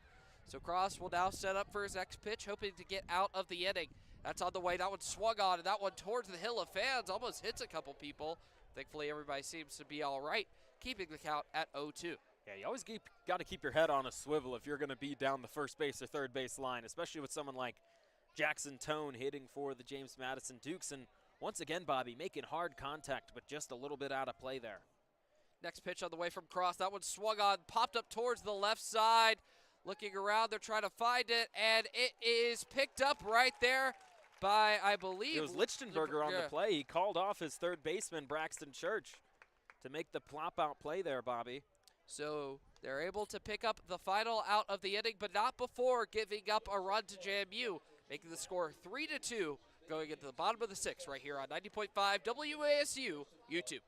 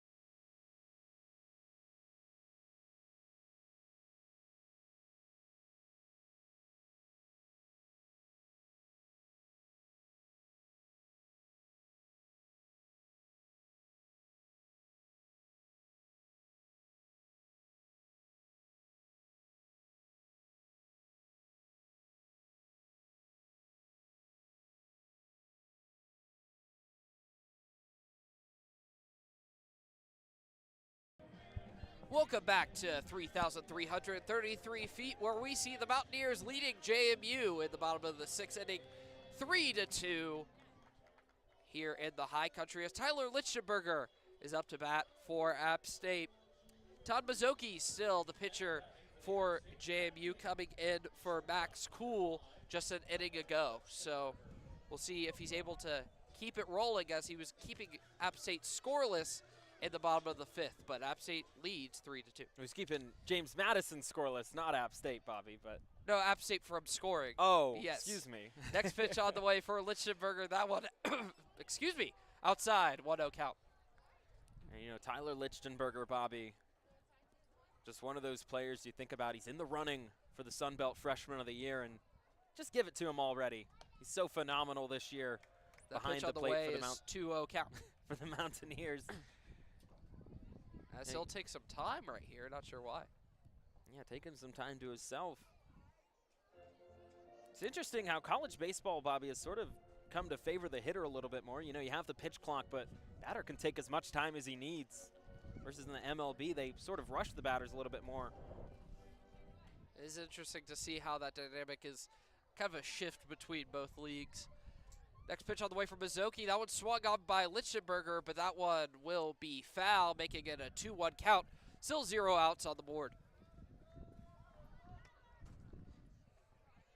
Fans are still sticking around here for the Mountaineers, which makes sense of how lovely of a night it's been here in the high country.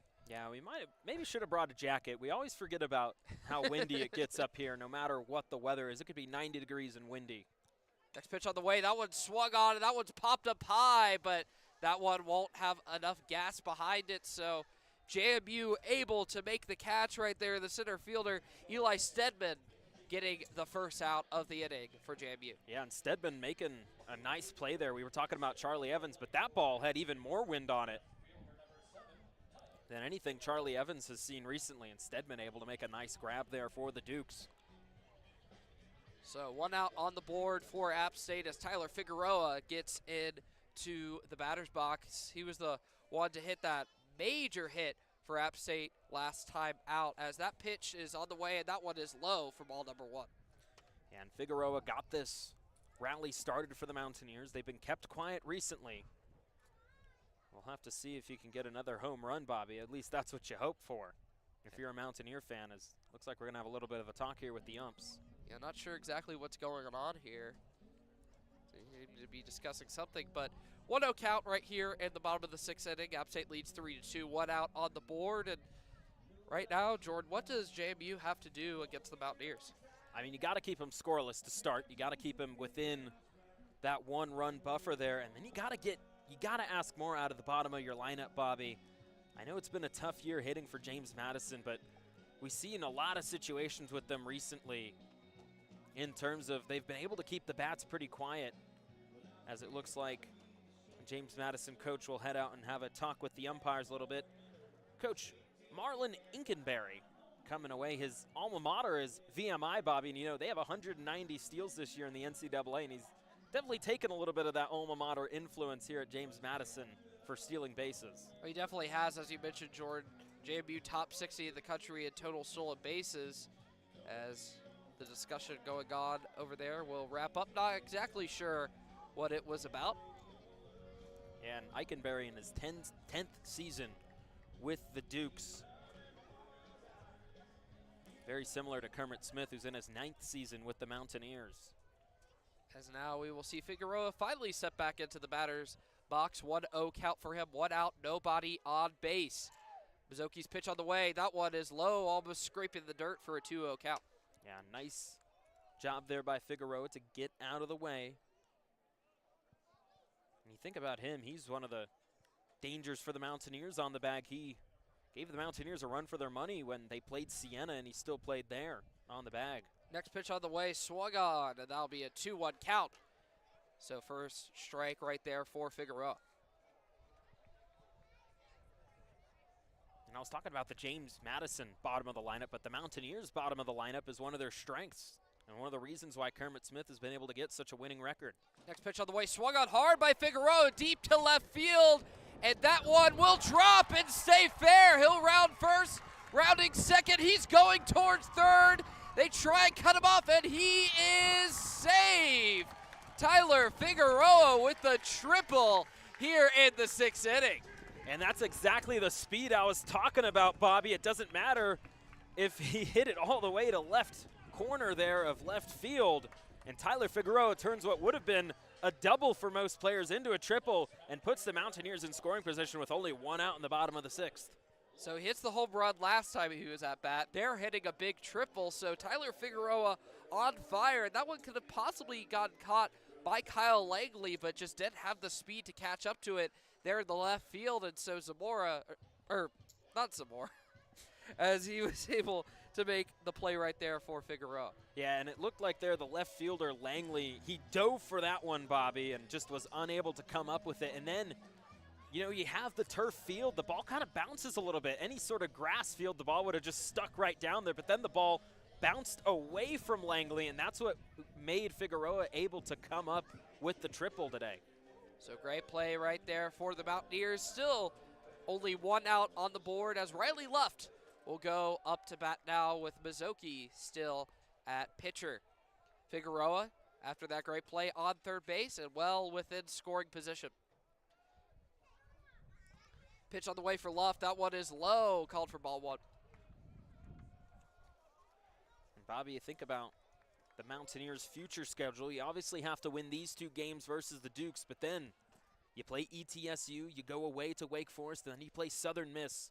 All very tough teams in the Mountaineers' schedule coming up. Definitely a tough one indeed, as that pitch on the way for Luft will be caught without swinging, so that will put 6 across the board with 1 ball, 1 strike, and 1 out. Pitch on the way for Luft. That one right down King Street for strike number 2. You're stealing my line there a little bit, Bobby. I am stealing your thunder. Well, you know, I'm learning from the best, Jordan. That's true. Yeah, great minds think alike. I only have a couple of broadcasts left. Maybe my influence will be bringing King Street into your vocabulary. Next one on the way. That one is swung on, chopped up to the right side to first base. They'll think about throwing it to first, but instead will tag out Riley Luft for the 2nd out of the game, but not before we see Figueroa run home for the 4th run for App State. Yeah, and there was some confusion there by first baseman Calabrese as he thought about throwing to home from the scoring Tyler Figueroa. However, the pitcher, Mazzocchi, told him to tag first, and he just got confused. Luckily, I mean, unfortunately in that situation, nowhere for Riley Luft to go. It's not like in football where you can go around. You have to stay within the baselines. And out there, and a nice sacrifice hit gives the Mountaineers the 2-run lead again, Bobby.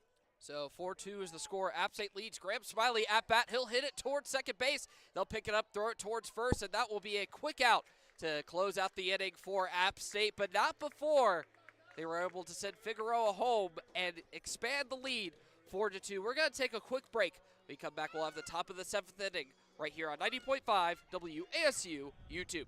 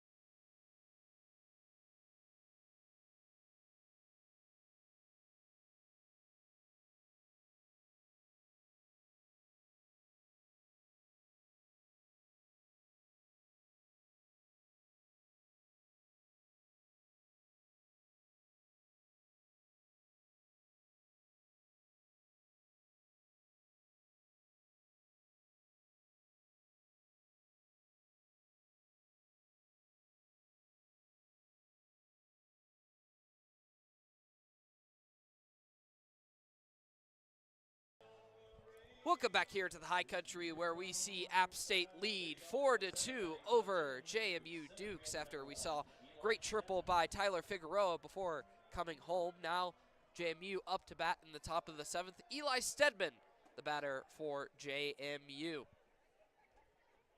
His first pitch on the way from Cross, who's still out there, will be caught looking for strike number 1.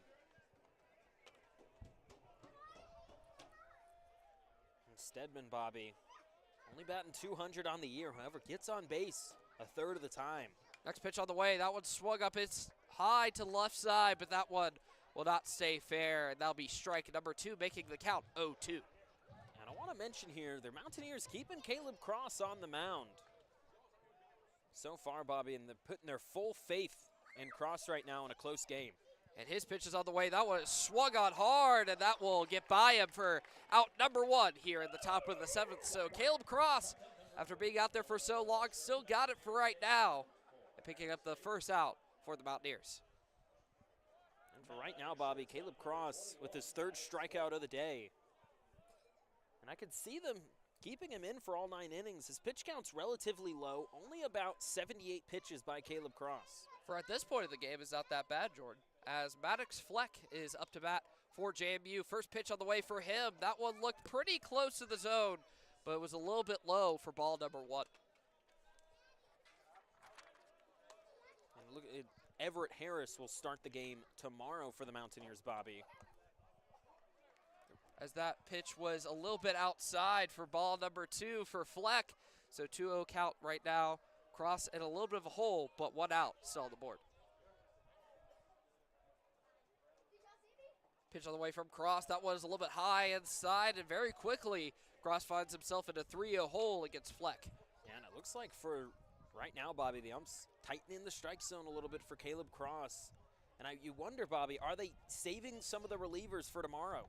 They might be, Jordan, as that pitch on that time will be a strike. He'll catch him looking, so they'll make it a 3-1 count. Now Cross trying to fight back in this at-bat.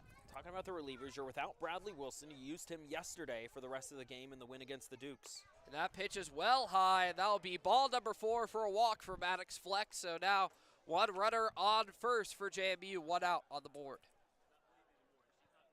Now Caleb Cross, Bobby, it seems like he's been trying to work around the strike zone. But the pitch count's starting to get up there.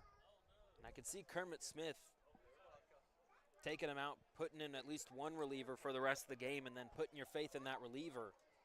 But then you also have to have faith in your starter, and it's a tough decision for Kermit Smith to make so far, keeping Cross in the game. Canizaro up to bat, his pitch on the way, and that one will be tipped foul for strike number 1, 0-1 count. Man, and Fleck thought about stealing there, Bobby. He was running until he heard the crack of the bat and had to stay back at first. So JMU not shy at all about trying to steal the bases here today. They're trying to make some momentum and a push in the final stretch of today's game. And we'll see Cross throw it towards first base, trying to pick off Fleck, but can't get there in time. So still saying got an 0-1 count, 1 out on the board, 1 runner on first. Yeah, and Fleck, 6 stolen bases, but caught stealing 3 times, Bobby. And Caleb Cross knows he's a base runner. Definitely risky plays indeed as the next pitch on the way. That one a little high, but will be called for strike number 2, 0-2 count on the board. It's always frustrating when you're a base runner, Bobby, and then the batter hits a foul ball. That happened to me a multitude of times in my time in Little League. And that pitch is on the way. That one a little bit outside, but they'll throw it towards first. Church trying to catch him stealing, but he will not get him in time. Or my apologies, Graham Smiley tried to throw him out at first, but unable to do so. That one will be called for a ball, 1-2 count. And Graham Smiley trying to catch Fleck off guard there. However, he's able to get back. Next pitch on the way from Cross. That was swung on, and it'll go towards the nets. So we'll stay on a 1-2 count here for this at-bat. And now we get into a situation, Bobby, where Caleb Cross is getting into the upper 80s of his pitch count, and you really don't want to see a situation like this with Canizaro up in the pitch count even more with these foul balls. Cross taking his time on the mound. His pitch on the way. Fleck will run towards second. They try to pick him off, and they'll get him running. So that'll be out number 2 right here. Graham Smiley able to throw it over the top and find Maddox Fleck for the second out here at the top of the 7th inning. And that's the second throw out for Graham Smiley if they call it an out. It looks like there's going to be a little bit of review here. Yeah, they're going to go to the review booth. We'll see what their decision is. For some clarification, that last pitch from Cross will be called a ball. So the count will be 2-2 no matter what happens after this review. If called safe, there was only 1 out on the board with Fleck on second. But if they go with the call on the field, it will be the second out of the game, or not of the game, of the inning for JMU. So JMU try to get something going as time is starting to run out for them. Only 3 innings remaining here in the game. Well, and that out, Bobby, you were talking about it makes a big difference. Caleb Cross tied in the count 2-2 against the batter, against the batter Canizaro. It's been a long day for all of us. But then getting that out on Maddox Fleck makes it 2 outs and gives Cross the opportunity to get out of this inning and leave JMU scoreless. So the umpires taking their time reviewing the call over in their review booth. So right now, Jordan, with JMU, this being an out or not, what do you think they really need to do in these final 3 innings of the game? Well, if Fleck is considered safe, it's definitely makes a big deal because it puts it in a situation where you can have a sacrifice hit, put him in scoring position, and possibly make it a 1-run game. And he will be officially called out, so that'll be the second out here at the top of the 7th with a 2-2 count. Yeah, I agree with the call there, Bobby. From up here, I could basically tell he was out by a mile after that phenomenal throw by Graham Smiley. And that's 2 outs for Graham Smiley on a throw there and caught stealing. And David Katzenmeyer really knew what he was talking about on Thursday. I would hope he does. He's kind of our baseball expert here on WASU. Yeah, definitely a big baseball nerd indeed at 90.5. So 2-2's the count with 2 outs as Canizaro back in the batter's box on the way. He swings at it hard, but it'll be tipped, barely keeping him alive, and the count remaining at 2 apiece. Once again, Bobby, I want to go back to keeping that pitch count up for Caleb Cross. Now in the upper 80s in terms of his pitch count, and Kermit Smith has to be biting his fingers a little bit, knowing how high the pitch count is for Cross, even though he's doing so well. Cross's pitch on the way for Canizaro. That one is chopped up to the left side, picked up by Church. He'll throw it towards first, and he will get the final out here in the top of the 7th inning. So App State able to hang on to their lead 4-2, and we'll take a quick stretch. But when we come back, we'll have the bottom of the 7th inning right here on 90.5 WASU YouTube.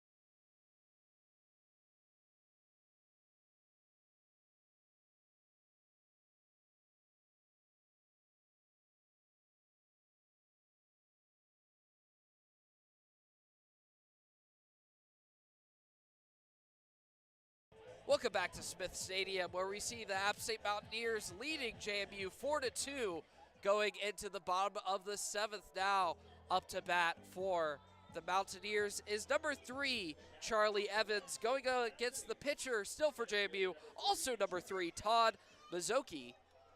So we'll see if Evans is able to make some noise for the Mountaineers as they try to hold on to and possibly expand their lead over JMU. First pitch on the way for Evans. That one just in the zone for strike number 1. Yeah, and Evans still looking for his first hit of the day, Bobby. Has made some phenomenal plays in center field. However, his bat's been kept quiet by this JMU pitching staff. So Mazzocchi taking his time. His pitch on the way. That one swung on by Evans. Picked up right there by the first baseman and tagged out there. Coleman Calabrese able to make the play for JMU to pick up the first out at the bottom of the 7th. Yeah, and Calabrese, a phenomenal catch there. That one really easily could have bounced on the turf and gotten past him and gotten Charlie Evans safe, but we'll have to wait for a Charlie Evans hit as we're back to the top lineup, Bobby. So yeah, going back to the top of the lineup for App State, Braxton Church now stepping into the batter's box. Lefty batter, made some noise today, has gotten hit by a couple of pitches, but able to get a single last time out for App State. First pitch on the way for him. That one is low for ball number 1. Well, he got the single, was able to steal second, but then was tagged out unassisted by the second baseman, Moody, after a very frustrating play. You could tell Braxton was frustrated by it, just kind of led off second and was tagged out. Next one on the way. That one will be in the zone that time, but it sticks across the board on balls, strikes, and outs.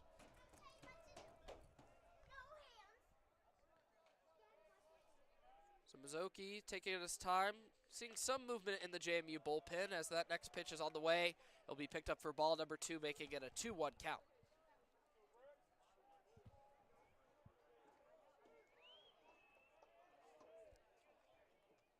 Zamora warming up on deck for App State as the next pitch is on the way. Swung on by Church, and that one will be tip foul. That'll be strike number 2, making a 2-2 count. 1 out on the board, no runners on base. It looks like, Bobby, if my binoculars don't deceive me, it's number 36, Adam Horvath, currently in the bullpen for James Madison, warming up. See if JMU decides to make the switch sometime this inning, as that one is outside for ball number 3. That's a full count now for Braxton Church. Braxton Church, one of those batters, Bobby, that's able to run up the pitch count, as we saw earlier with Canizaro.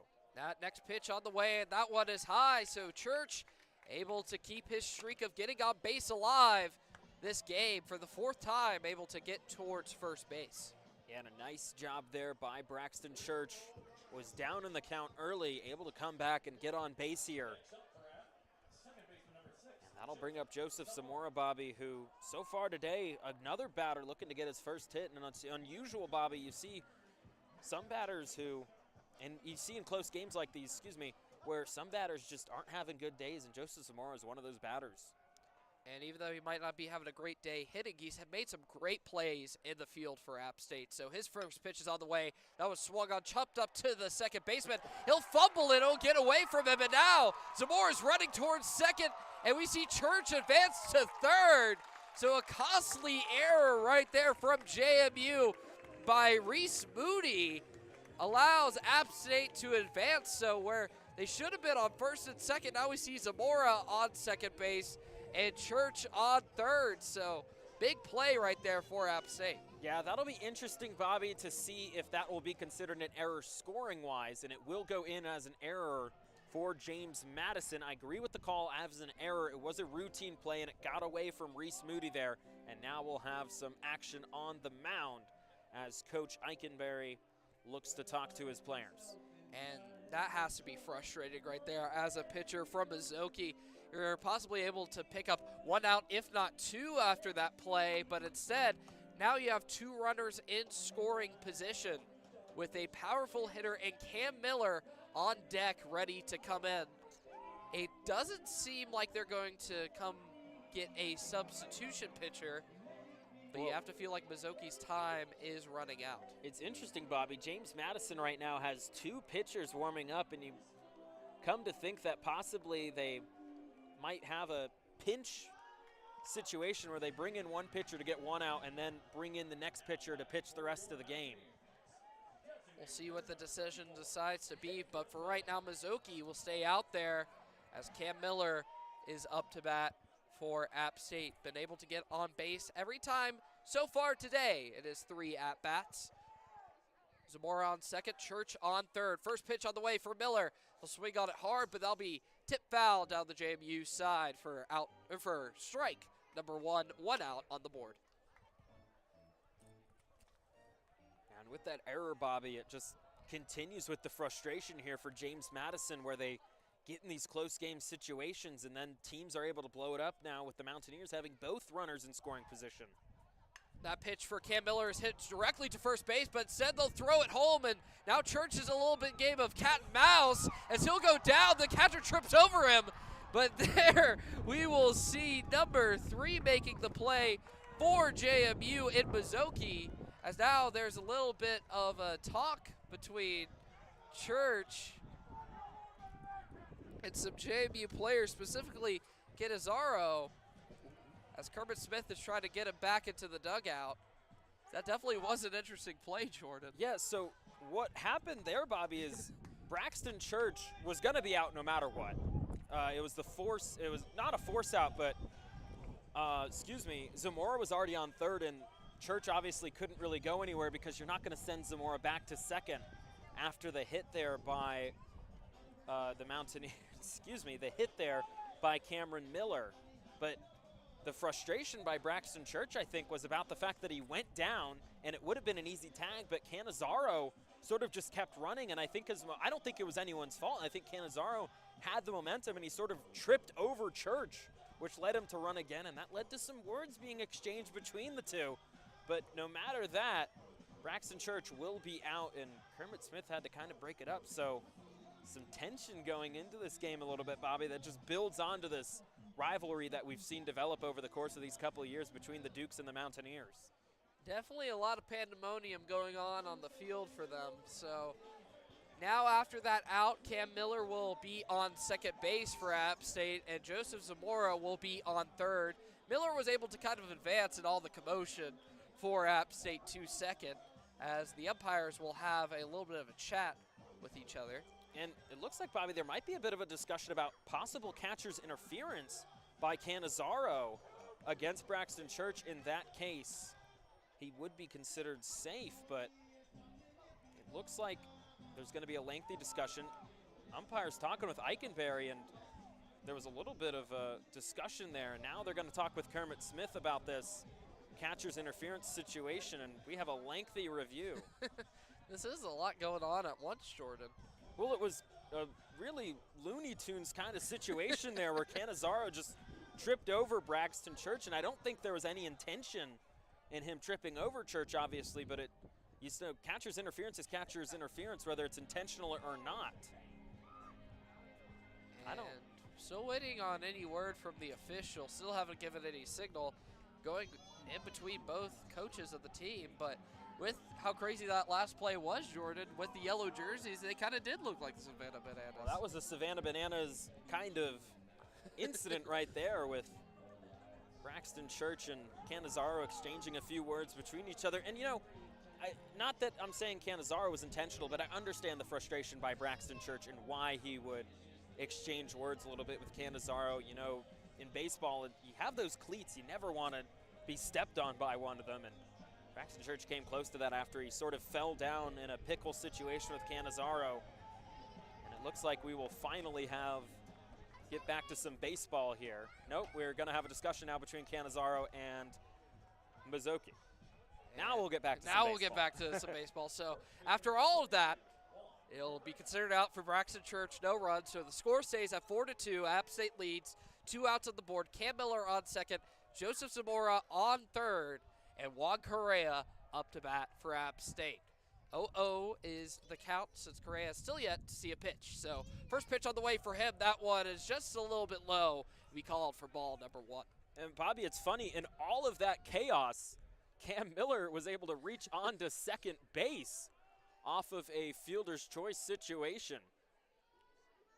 So fortunate for the Mountaineers, able to advance right there. Next pitch on the way for Correa, picked up and thrown towards first. So trying to send some runners home. Juan Correa able to make contact, but not enough. So picked up the third out right there. So after a lot of commotion, the score will remain at 4-2.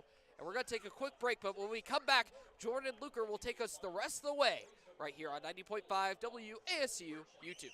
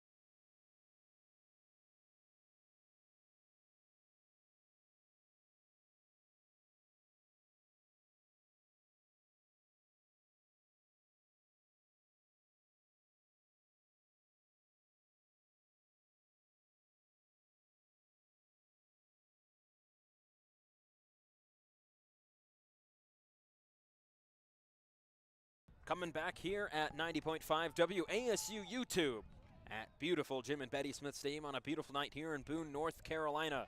Caleb Cross still the pitcher for the App State Mountaineers, facing off against the top of the lineup and Kyle Langley. First pitch in there for strike number one, count 0-1 in the top of the 8th inning. Second pitch in there for strike number 2, count 0-2, as the Mountaineers lead 4-2 against the Dukes in a close one. And Jordan, we talk about how the time between pitches really fluctuates for Caleb Cross. Right now, really speeding it up. For sure, he goes between speeding it up as he strikes out Kyle Langley with 3 pitches in a row. And 3 strikes in a row, and Caleb Cross gets his 4th strikeout of the day against Kyle Langley in the top of the lineup.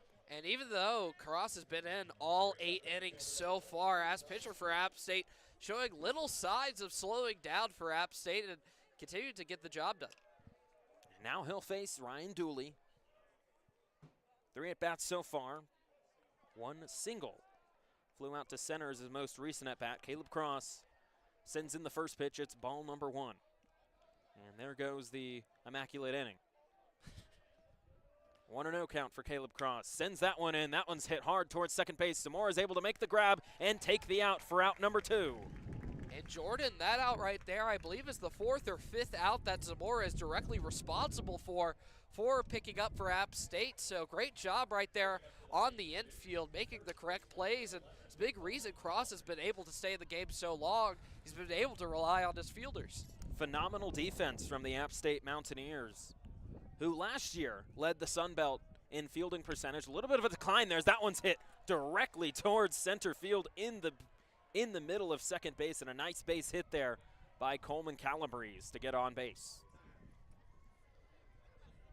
So Caleb Cross trying to power his team through to the end of the game, and you obviously don't want to give up any hits at all, but still able to control them, staying at first base. I think Cross is still in a really good position, but with 2 outs on the board to get App State to the end. Cross up to the mid-90s in terms of his pitches. We'll probably get up to 100 in this inning.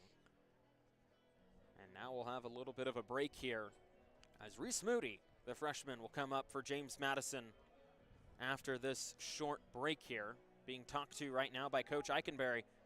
Bobby, it looks like we're going to have a pinch hitter situation here for James Madison, possibly. A little bit interesting indeed, but makes sense. You're in a very precarious situation trying to come back in this game. Down 2 runs, you might as well get some guys in there that you know can make some big plays. And it looks like number 50, Corey Dowdell, coming in for JMU. Corey Dowdell coming in for James Madison in a pinch hitter situation. We'll have more on him here in a minute as he continues to stretch out, but getting back to the fielding a little bit, Bobby, the Mountaineers led the Sun Belt in fielding last year. And this year, a little bit of a decline. However, still doing really well today, and that's been part of the reason they've been able to stay in these close games and win these close games a lot of the times. Definitely is a benefit indeed when you can rely on your fielders to make some of those bigger plays. So now coming in, Corey Dowdell, batting 190. Has 79 at-bats so far this year, only 15 hits. Caleb Cross sends in the first pitch to Dowdell, and that's right down Howard Street for strike number 1. And I keep talking about these pitches that you just pray come across the plate for you. That looked like a perfect one to just crank out of here, but Dowdell keeps the barrel on his shoulder and picks up the first strike. 0-1 count for Dowdell. Caleb Cross sends that one in. It's a check swing, and the umpire's going to call it a strike. And Dowdell, Bobby, I just want to talk about his size real quick. 6'5", 285 pounds. And this is a power hitter you want in these pinch hit situations. 0-2 count for Dowdell with 2 outs. Caleb Cross trying to get out of the inning. That swung on towards third, foul. Count remains 0-2. And now JMU really has to feel their backs against the wall. This is your second to last opportunity to try and come back in this game, and you need somebody to step up right now and possibly build some momentum for you. 0-2 count. Crowd getting into it now here at Jim and Betty Smith Stadium. 2 outs in the top of the 8th. Caleb Cross trying to get out of it. He sends it high for ball number 1. Count 1-2. And Dowdell really considered swinging at that one, Jordan. It looks like it was about to leave his shoulder, but good for him by keeping it up there because that could have been costly. So nice eye there by Dowdell. Righty against righty as he faces Caleb Cross. 1-2. Caleb Cross sends the pitch, and that one swung on hard towards left field, and that's going to drop on the line. Ump's going to call it foul. Ooh, that one definitely was close right there, Jordan. Wasn't 100% sure if it was fair or not. JMU fans don't seem very happy with that call. Yeah, we mentioned the crowd, Bobby. There was a lot of JMU fans actually coming in today, and they expressed their frustration, and the JMU dugout looked really frustrated with that call as that one was right on the line. Yeah, it was hard to tell exactly from this angle, Jordan, but it definitely was within a foot, if not just a couple of inches of if that ball was in or not. Well, the frustration comes from the fact that the umpire calling it was 50 feet away from the ball. And so I can understand a little bit the frustration from the James Madison dugout as they're getting into this game along with the fans. 1-2 still with 2 outs. Caleb Cross sends it in, and that one will be just outside for ball number 2, and it's 2s across the board. That one looked like it was in the zone, Jordan, and now the App State fans are mad at the umpires. Maybe for a little bit of a makeup call there by the umpire. Possibly. So 2-2 for Caleb Cross. Trying to get out of the top of the 8th, sends it in. That one swung on and missed for strike number 3. And Dowdle goes down swinging as Caleb Cross keeps the bats quiet for James Madison. They'll get 1 hit, but scoreless, and leave 1 on base in the top of the 8th. When we return, the Mountaineers will try and pad their 4-2 lead on 90.5 WASU YouTube.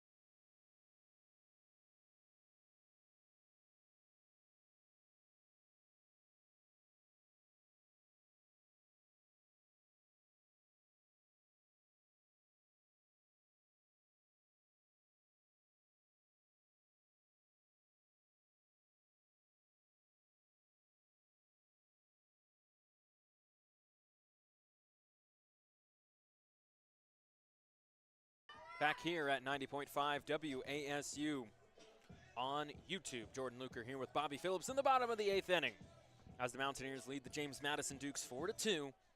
And coming up to bat, Tyler Lichtenberger, the freshman for the Mountaineers.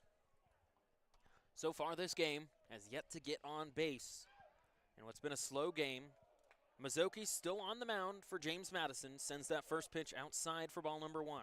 And right now for JMU, you just have to really be focusing on not letting anything up right now. You only have 1 inning to come back from this 2-run deficit. You can't afford to let any more runs go on the board for App State. Mountaineers lead 4-2, second ball outside. Ball number 2, count 2-0 for Lichtenberger. Has yet to get on base. Struck out already once and flew out to left. That one will be down the middle for strike number 1. Count 2-1 now for Lichtenberger. Lichtenberger, a really exciting player for the Mountaineers, but today hasn't really been able to get it going. We'll see if he's able to make a big play, however, right now for the Mountaineers. 2-1 for Lichtenberger, trying to get on base in the bottom of the 8th for the Mountaineers. And that one will be once again down the middle for strike number 2, and Lichtenberger's been caught looking twice now. Yeah, just keeping the barrel on his shoulder, not entirely sure why, because some of these look like ones you would really want to swing at, Jordan. Count even 2-2 for Lichtenberger. 0-3 today. He's brought down his batting average to below 400.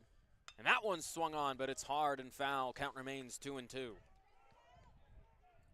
And there's what we talk about once again, where App State's just able to keep their at-bats alive by hitting a lot of foul balls, and that causes some frustration with the pitchers at times because of the expanding pitch count. So Lichtenberger doing a good job at staying alive on the base. Count still even, 2-2 for Lichtenberger. Mazzocchi's still on the mound. In his third inning being pitched, that one outside for ball number 3. Count now full, 3-2. And Jordan, it feels like as the tensions are building of this at-bat, right on cue, the wind picks right up. It's been windy all day and gusty. Not a cloud in the sky, however. And I bet the minute we get down the mountain, Bobby, it's going to be 60 and really nice out. So full count. Mazzocchi sends it in, and that one's outside, and Lichtenberger will walk to get on base for the first time today. And that's not a really good scenario at all for JMU. You get in a really good position to get Lichtenberger out early on in the at-bat, and then you give up those balls in quick succession and able just to walk to first base, and now putting more pressure on JMU in a position they cannot be in. And so that'll bring up Tyler Figueroa to bat for the Mountaineers. Had the home run earlier today. That was his 7th home run of his career, of his season here at App State. And we'll see if he's able to get Figgy with it once again and get it sent it over those fences. Lichtenberger at first, wind continuing to pick up here at Jim and Betty Smith Stadium. And it is non-stop, George. As it'll be righty against righty as Figueroa faces Mazzocchi, who so far today has only allowed 3 hits and 1 earned run for James Madison. That one will be swung on foul by Tyler Figueroa. Count now 0-1. And Jordan, this is the fastest I think the wind has blown nearly all day right now. It's getting chilly. I probably should have brought my jacket or something.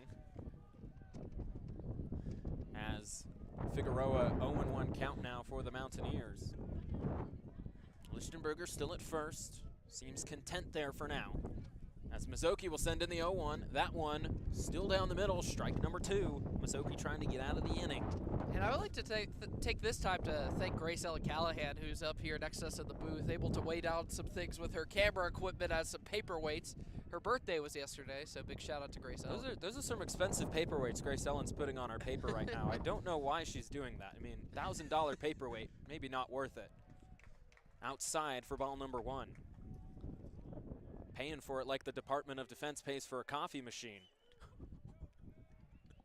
And a 1-2 count now for Tyler Figueroa. I wasn't expecting that to come out of your mouth. In the bottom of the 8th inning. That was a good one, wasn't it? 1-2 count now for Figueroa. And that one will be swung on, and it'll be foul as it'll bounce off Figueroa's shoe. Yeah, Figueroa is staying alive at this at-bat, and that's what he does best. Him and Zamora do a really good job at battling some of these pitchers. 1-2, the count remains for Lichtenberger. Hit a home run and then a triple in the 6th inning. And if you're looking out, App State softball just beat Georgia State 10-1. Great to see that Mountaineer team continue to succeed under Whitney Jones, who also was interviewed for the A game. And you'll want to keep up as that one's down the middle for strike number 2. As we have the A game live next week on Friday. Myself and Bobby Phillips will be on that crew, along with Grace Ellen Callahan holding it all down as the field producer. But 2-2 count now for Tyler Figueroa. Lichtenberger still on first, no outs in the bottom of the 8th. Mountaineers still lead by 2. Going is Lichtenberger. However, Figueroa's swing will take away his steal. Yeah, that's unfortunate right there, as it looks like he was going to get to second base and beat the catcher to the throw, but making contact on it, Figueroa will not allow that to happen. So count remains 2-2 for Figueroa, and a long at-bat here for the Mountaineers.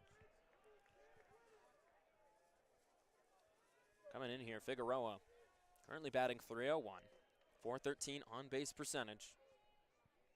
Got his first triple of the season earlier today, and that one's outside for ball number 3. Count now full. And Bobby, we've seen these Mountaineer batters able to bring the pitch count up for Mazzocchi, only in his 3rd inning. And that is not a good look right there from Mazzocchi. You get in these really good positions, as you were talking about, Jordan, then you just give it up. And now App State putting more and more pressure on them. Still 0 outs on the board for JMU. Already at 50 pitches today after Figueroa, and that one's finally swung on and missed for out number 1. So a nice little outside changeup by Mazzocchi gets the out against Figueroa for out number 1 in the bottom of the 8th. Lichtenberger remains at first. And hopefully for JMU, that's a little bit of a confidence booster going into the final moments of this game. You need all you can get to fight back. And so that'll bring up Riley Luft for the Mountaineers. Coming in here, 1 out. Has also yet to get on base. And Bobby, we've just seen for the Mountaineers, they lead by 4-2, but it's been emphasized by only a few bats so far today as the rest of the bats have been kept quiet. That one swung on and missed for strike number 1. And Riley Luft is one of those people that you usually expect to be making these big hits, these big impact plays, but still yet to get on base, Jordan, when you talk about some of these guys that have been more quiet for the team. However, still in a really good position, up 2 runs. Luft, the freshman, batting right, righty against Mazzocchi. Lichtenberger remains on first. 0-1 in the bottom of the 8th. That one a little inside, but ump calls it a strike. Count now 0-2 for Riley Luft. And now for Mazzocchi, I would really like to see him put him away right here because you have been able to get to this position where you're up 0-2 in the count, up 1-2 in the count, and then you let it up and get these walks. For Mazzocchi, you really want to be able to pick up a 3rd strike and the 2nd out of the inning. A little stoppage in play here as the first base umpire and home plate. Riley Luft. Sorry, Bobby. And just a little bit more about Riley Luft. I know in that interview with Cam Miller, which you can hear on the A-Game Live next week, as we keep mentioning on right here, he talks about how Luft has been kind of overlooked this season by some people around the country. Luft definitely has made a big impact for this team this year and is a big reason where they're sitting where they are.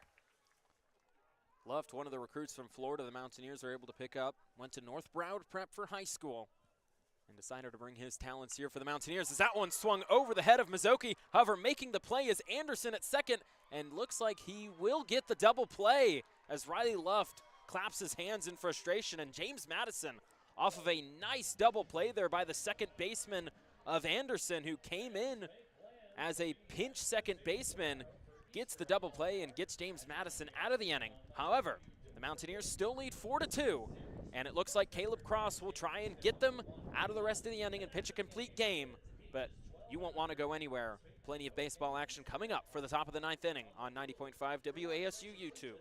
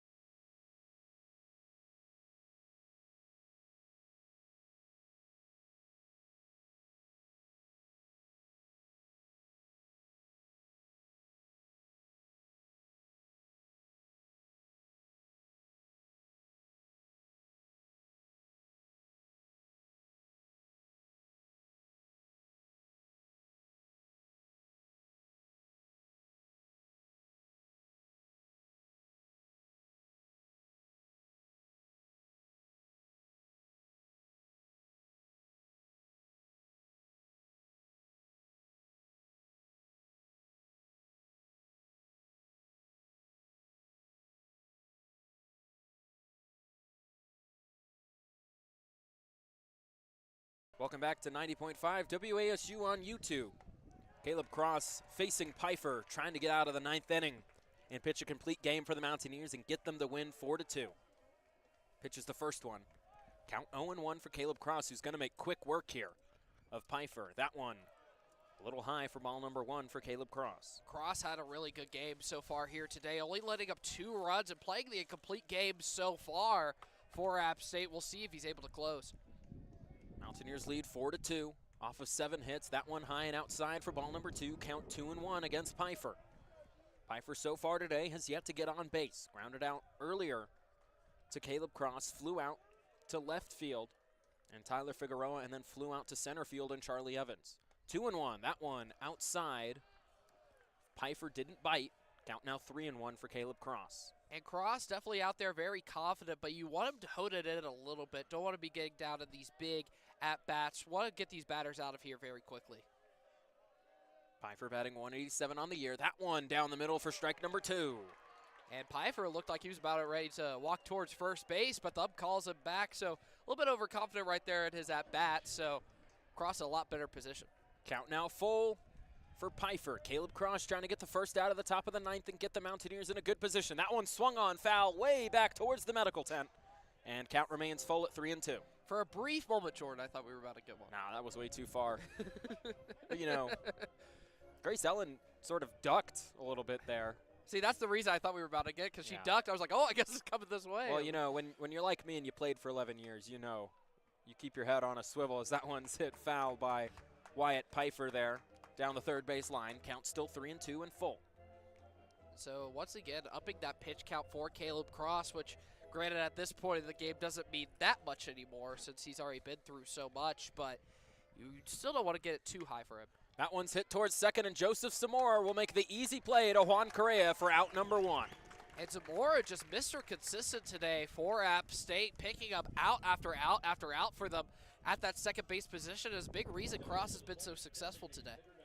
And a nice job fielding by the Mountaineers today. And now Jackson Tone will come in for James Madison to try and get the bats going.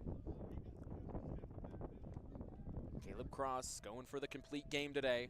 Not a perfect game or a no-hitter, but a phenomenal performance by Caleb Cross today with only 1 earned run against him as one of the runs did not count against him. 0-1 count now for Cross. That one swung right towards the net, and Bobby, that one would have gotten to us if it wasn't for the net. Yeah, they should start cutting out holes in the net just so they go towards us, Jordan. 0-2 count for Caleb Cross with 1 out in the top of the ninth. Facing Tone, the junior. That one is outside for ball number 1, count 1-2. And Jordan, that one looked awfully close to being inside the zone from up here. You heard a couple of oohs from the fans in the stands. Some clapping by the James Madison dugout, however. 0 for 3 today for Tone. Caleb Cross pitches that one into the turf. Count now even at 2-2. 1 out in the top of the ninth. Caleb Cross has pitched all of it. 5 strikeouts today. Over 100 pitches for Caleb Cross in a complete game. Has allowed 5 hits as that one swung on and missed for strike number 3. And out number 2 for Caleb Cross in his 6th strikeout of the day. So App State doing a really great job right now of just trying to close out this inning and closing out the game, because if you win this game, you win the series overall. So that would be really great from App State to pick that up. And now for James Madison. And it looks like Nick Poole will come in pinch hitting for James Madison in place of Eli Stedman. So James Madison pulling out all the stops here, trying to get something going, using a pinch hitter situation with 2 outs in the top of the ninth. Caleb Cross sends in the first pitch down the middle for strike number 1. And Jordan, in this position, it's now or never for JMU. You literally have 2 outs on the board. It's the top of the ninth. Might as well throw in anything you can hope to bring you back. Just a little bit of context. Poole batting 225 on the year. Second pitch in there for strike number 2. Hold on, folks. Caleb Cross is 1 strike away from giving the Mountaineers the win against the James Madison Dukes with 2 outs in the top of the ninth. He sets up quickly. Poole sets up at the batter box. Lefty. Caleb Cross sends it in, and it's low for ball number 1. Fans on their feet now. Yeah, you can feel that anticipation building right here inside of Smith Stadium, Jordan. Caleb Cross has pitched all 9 innings for the Mountaineers. He just needs 1 pitch now and is over 112 thrown. 1-2 with 2 outs. Nick Poole, the pinch hitter, the sophomore. And he'll step off the bag along with Caleb Cross in a little bit of a Mexican standoff here.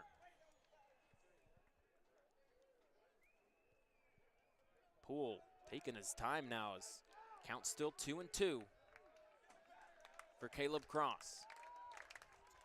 Count even with 2 outs. Cross sends in the pitch, and that one swung on towards second. This is going to be a tough play as Cross will make the grab. Toss it to Juan Correa for the 3rd out. And the Mountaineers beat the James Madison Dukes 4-2. And a great win right there from the Mountaineers. And the MVP of the game has to go to Caleb Cross. Pitching an entirely full game. And yes, you give up 2 runs, but overall, pitched a very efficient game, able to put him away and get this huge series win for App State. App State will play James Madison once again tomorrow. But, Bobby, I just got to talk about Caleb Cross for a little bit. A nice complete game for Cross. And for the Mountaineers, you know, Caleb Cross might be the MVP, but also you got to give it to your infield and outfield. Charlie Evans and Joseph Zamora are the two I think about specifically, who were able to make a lot of great plays and keep these James Madison bats quiet. This overall was a really big team effort for this win, Jordan, as you were talking about. It wasn't just Caleb Cross out there. Without especially Joseph Zamora making all those plays at second base, or Charlie Evans making those big catches in the outfield, you don't have as successful of a game as this. You might have seen some substitutions, but Caleb Cross can take the rest of Easter weekend off, since I'm sure we won't be seeing him pitch any pitches tomorrow, but overall, really great game. Nah, right just there. keep him in. Bring him, Just keep keep going. him in. Get him Just up to keep- 200. yeah. No, We'll you definitely don't want to do that. Caleb Cross has earned his rest. Over 100 pitches today for Caleb Cross in all 9 innings. Gives the Mountaineers the win 4-2 from Jordan Luker and Bobby Phillips. This has been 90.5 WASU on YouTube. Have a great